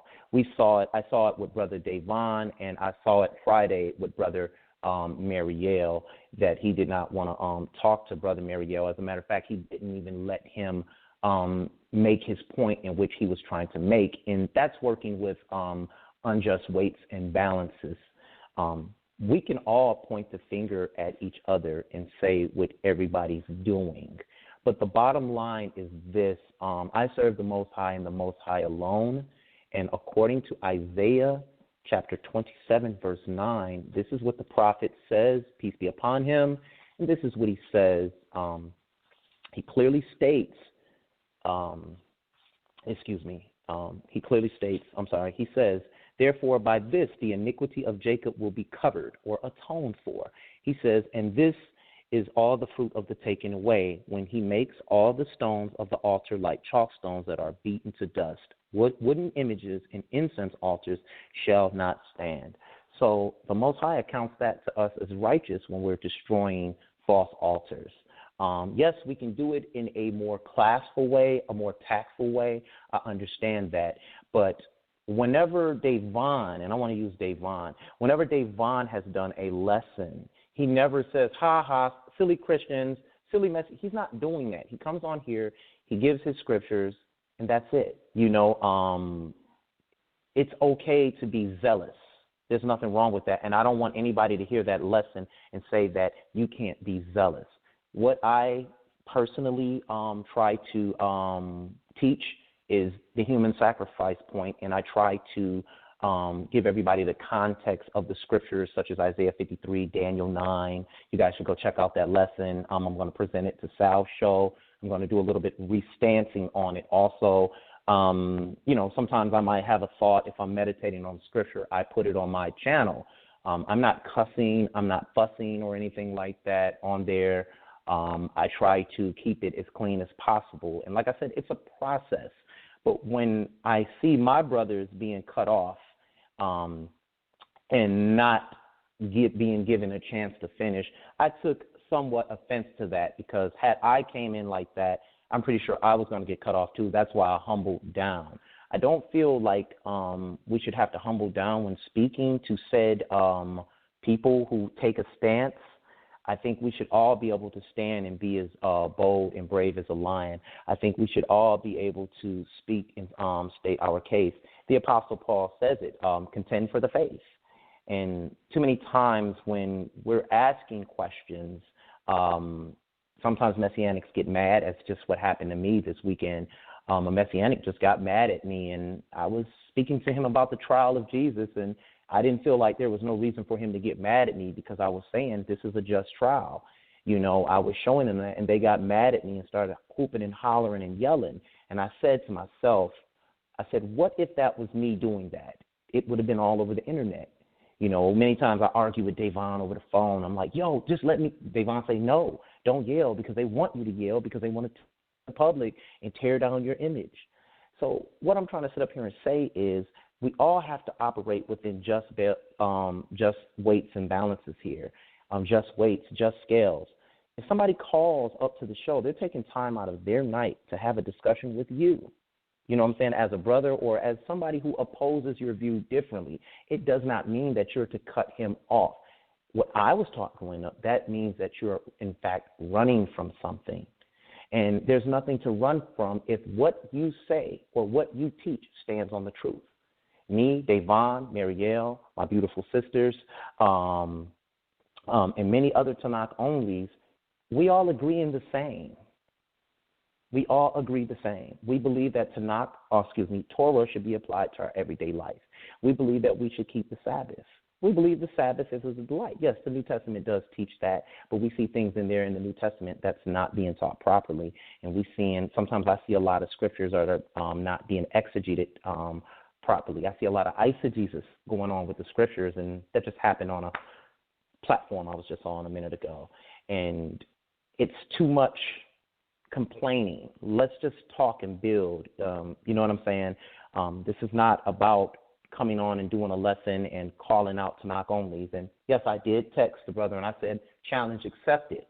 But you can't tell me how to do a lesson on Sal's platform. Yes, I bring excitement. Yes, Chris Harris is controversial when he teaches. But I don't teach like you. That's your portion. I teach the way I teach, and I stay in the book. I don't come outside of the book, and I don't believe that I need your New Testament to try and prove something. I don't need it at all. I don't want it at all, and that's my stance. And I thank the Most High for people like Marielle, Davon, my sisters, Brother Alon, for trying to always talk to me and offer me assistance when I'm getting upset and I'm getting angry. You know, especially Davon Mays. He's helped me in a lot of different ways. So to say that we always want to contend with you all and without the Messianics, we are nothing. I would like to just take it back. If we were in the land of Israel, there would be no talking, and you guys would have no stance, unfortunately. It would just be a sentence of death, because the first commandment says, put no gods with me, neither present them to my face. And this was all new doctrine being presented before the high priests, the chief priests, and the Pharisees. They didn't understand any of this.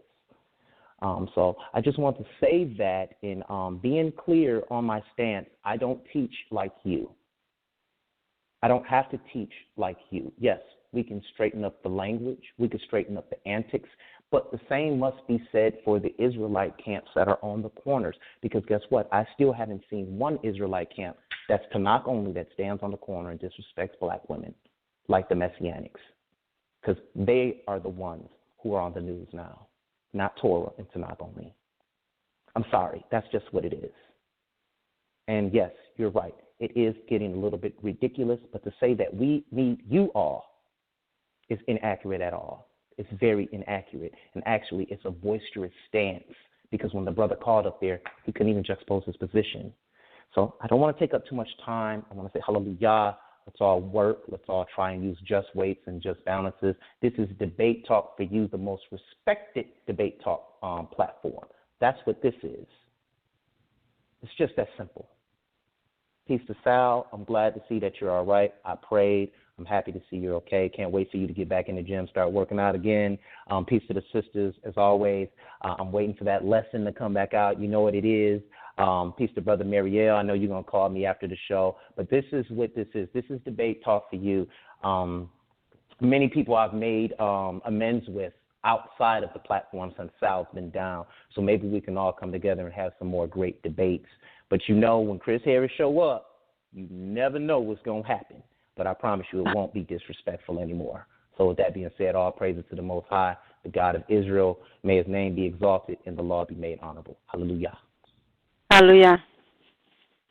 Thank you for that. That was the voice of Brother Chris Harris. This has been a well-rounded night. I'm thankful for all who have called in and let their voice be heard and had the opportunity to state their position respectfully and, give the listening audience as well as those who are on the panel an opportunity to hear and process so that we can get to an understanding. We are almost at the 11 o'clock hour, y'all. Y'all know what I'm about to say. It's past my bedtime. I got to make some gluten-free tacos in the morning.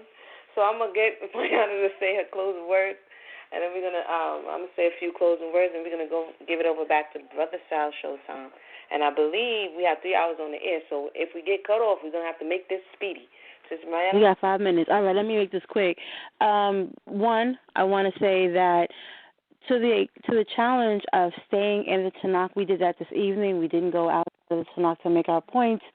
And we're very grateful for that because point 2 is that very often when we're trying to speak from a position of the TANAKH, we're not always allowed to do so. We're very often asked to go into these other spaces or criticized for not going into the other parts of the book. And so I think that's something that has been overlooked in this discussion about not staying only in the TANAKH when trying to hold discussions. Very often the people want to know, why aren't you going into these places? Again, if you go into the comment sections, we get accused of hating the New Testament if we don't speak on it. It's very, very kind of a catch-22 for us. And finally, when Josh also made a very important point to say, criticize me on my ability to be in the Tanakh. I did that early on, so lest anyone say we didn't do that. I did that early on, going to the last book of the Torah, making a beeline to one word and a particular sentence while omitting the other portions at play is not good teaching. I've heard some speaking about maybe your other attempts and lessons, but that's not how we teach Torah. That if we're going to go into the Torah, then paying attention to all of the moving parts is how we get a full accounting of what's going on. And so my criticism, you wanted us to give you a grade or a report on how you handled the Torah on the Shabbat. I would have to say that there's still some work to be done, and I appreciate the challenge. All right, I'll close as I opened. All praise be to the Most High, the Holy One of creation. May we all continue to grow, elevate, learn in Torah. As I heard it said tonight, at the end of the day, we each and everyone has to account for every word that we've said, every idle word that we've professed, every position that we've taken. So, and we don't know the time or the hour, as it is said. We don't know when our number, as they say, will be called. So, we oftentimes we concentrate on our brothers and sisters, which is something that we should do. But we also must remember that our soul, our salvation, our right standing with the Creator is between us and Him. And so we have to keep that in the forefront of our minds as we're relating to one another, because all of this is being taken into account. So with that said, I want to thank everybody for tuning in. This has been a rather interesting peer review for you. If you liked it, feel free to comment below when the video goes live on YouTube. And if you have something that you'd like to peer review, don't contact me. Contact Brother Sal. Keep it clean and professional. And, and he'll discuss whether or not it's something that can come on the platform and, be discussed. So with that said, Sal, everybody have a blessed night. All right. Once again, I appreciate Emunah and Mayanah for coming on the program. Once again, it's Debate Talk for you, family. I'm getting a lot of feedback on the show, on the social medias, as they like to say. And I just got a message from Angelina. Shout out to you. I appreciate you. Actually, when I was in the hospital, Angelina was one of those people that actually gave me a lot of information on my health and give me her prayers. So definitely shout out to you once again for listening to the program and all your support, checking out the Debate Talk for You program, and everybody else out there that's checking out the show. Make sure you keep it locked, guys. We have a show on Wednesday and Thursday. You don't want to miss the Man Up segment right here on Debate Talk for You. And, of course, we got a roundtable coming up, a very controversial roundtable. A lot of people want to check it out. It's about that Lifetime documentary, Surviving R. Kelly. We're going to talk about that. As a matter of fact, I'm still seeking I got all my special guests here. We got a little lockdown. We got 4 special guests. We good. I was about to ask somebody again that don't need to be added. So make sure you tune in. We're going to talk about that R. Kelly surviving R. Kelly situation. We're going to also talk about people that know pedophiles and the family and friends, and, they covered those things up. So we're going to find out, talk about it, talk about why that happens in our community. We're going to have a great discussion. So keep it locked on Debate Talk for you. Take care, guys. God bless. Support the brand.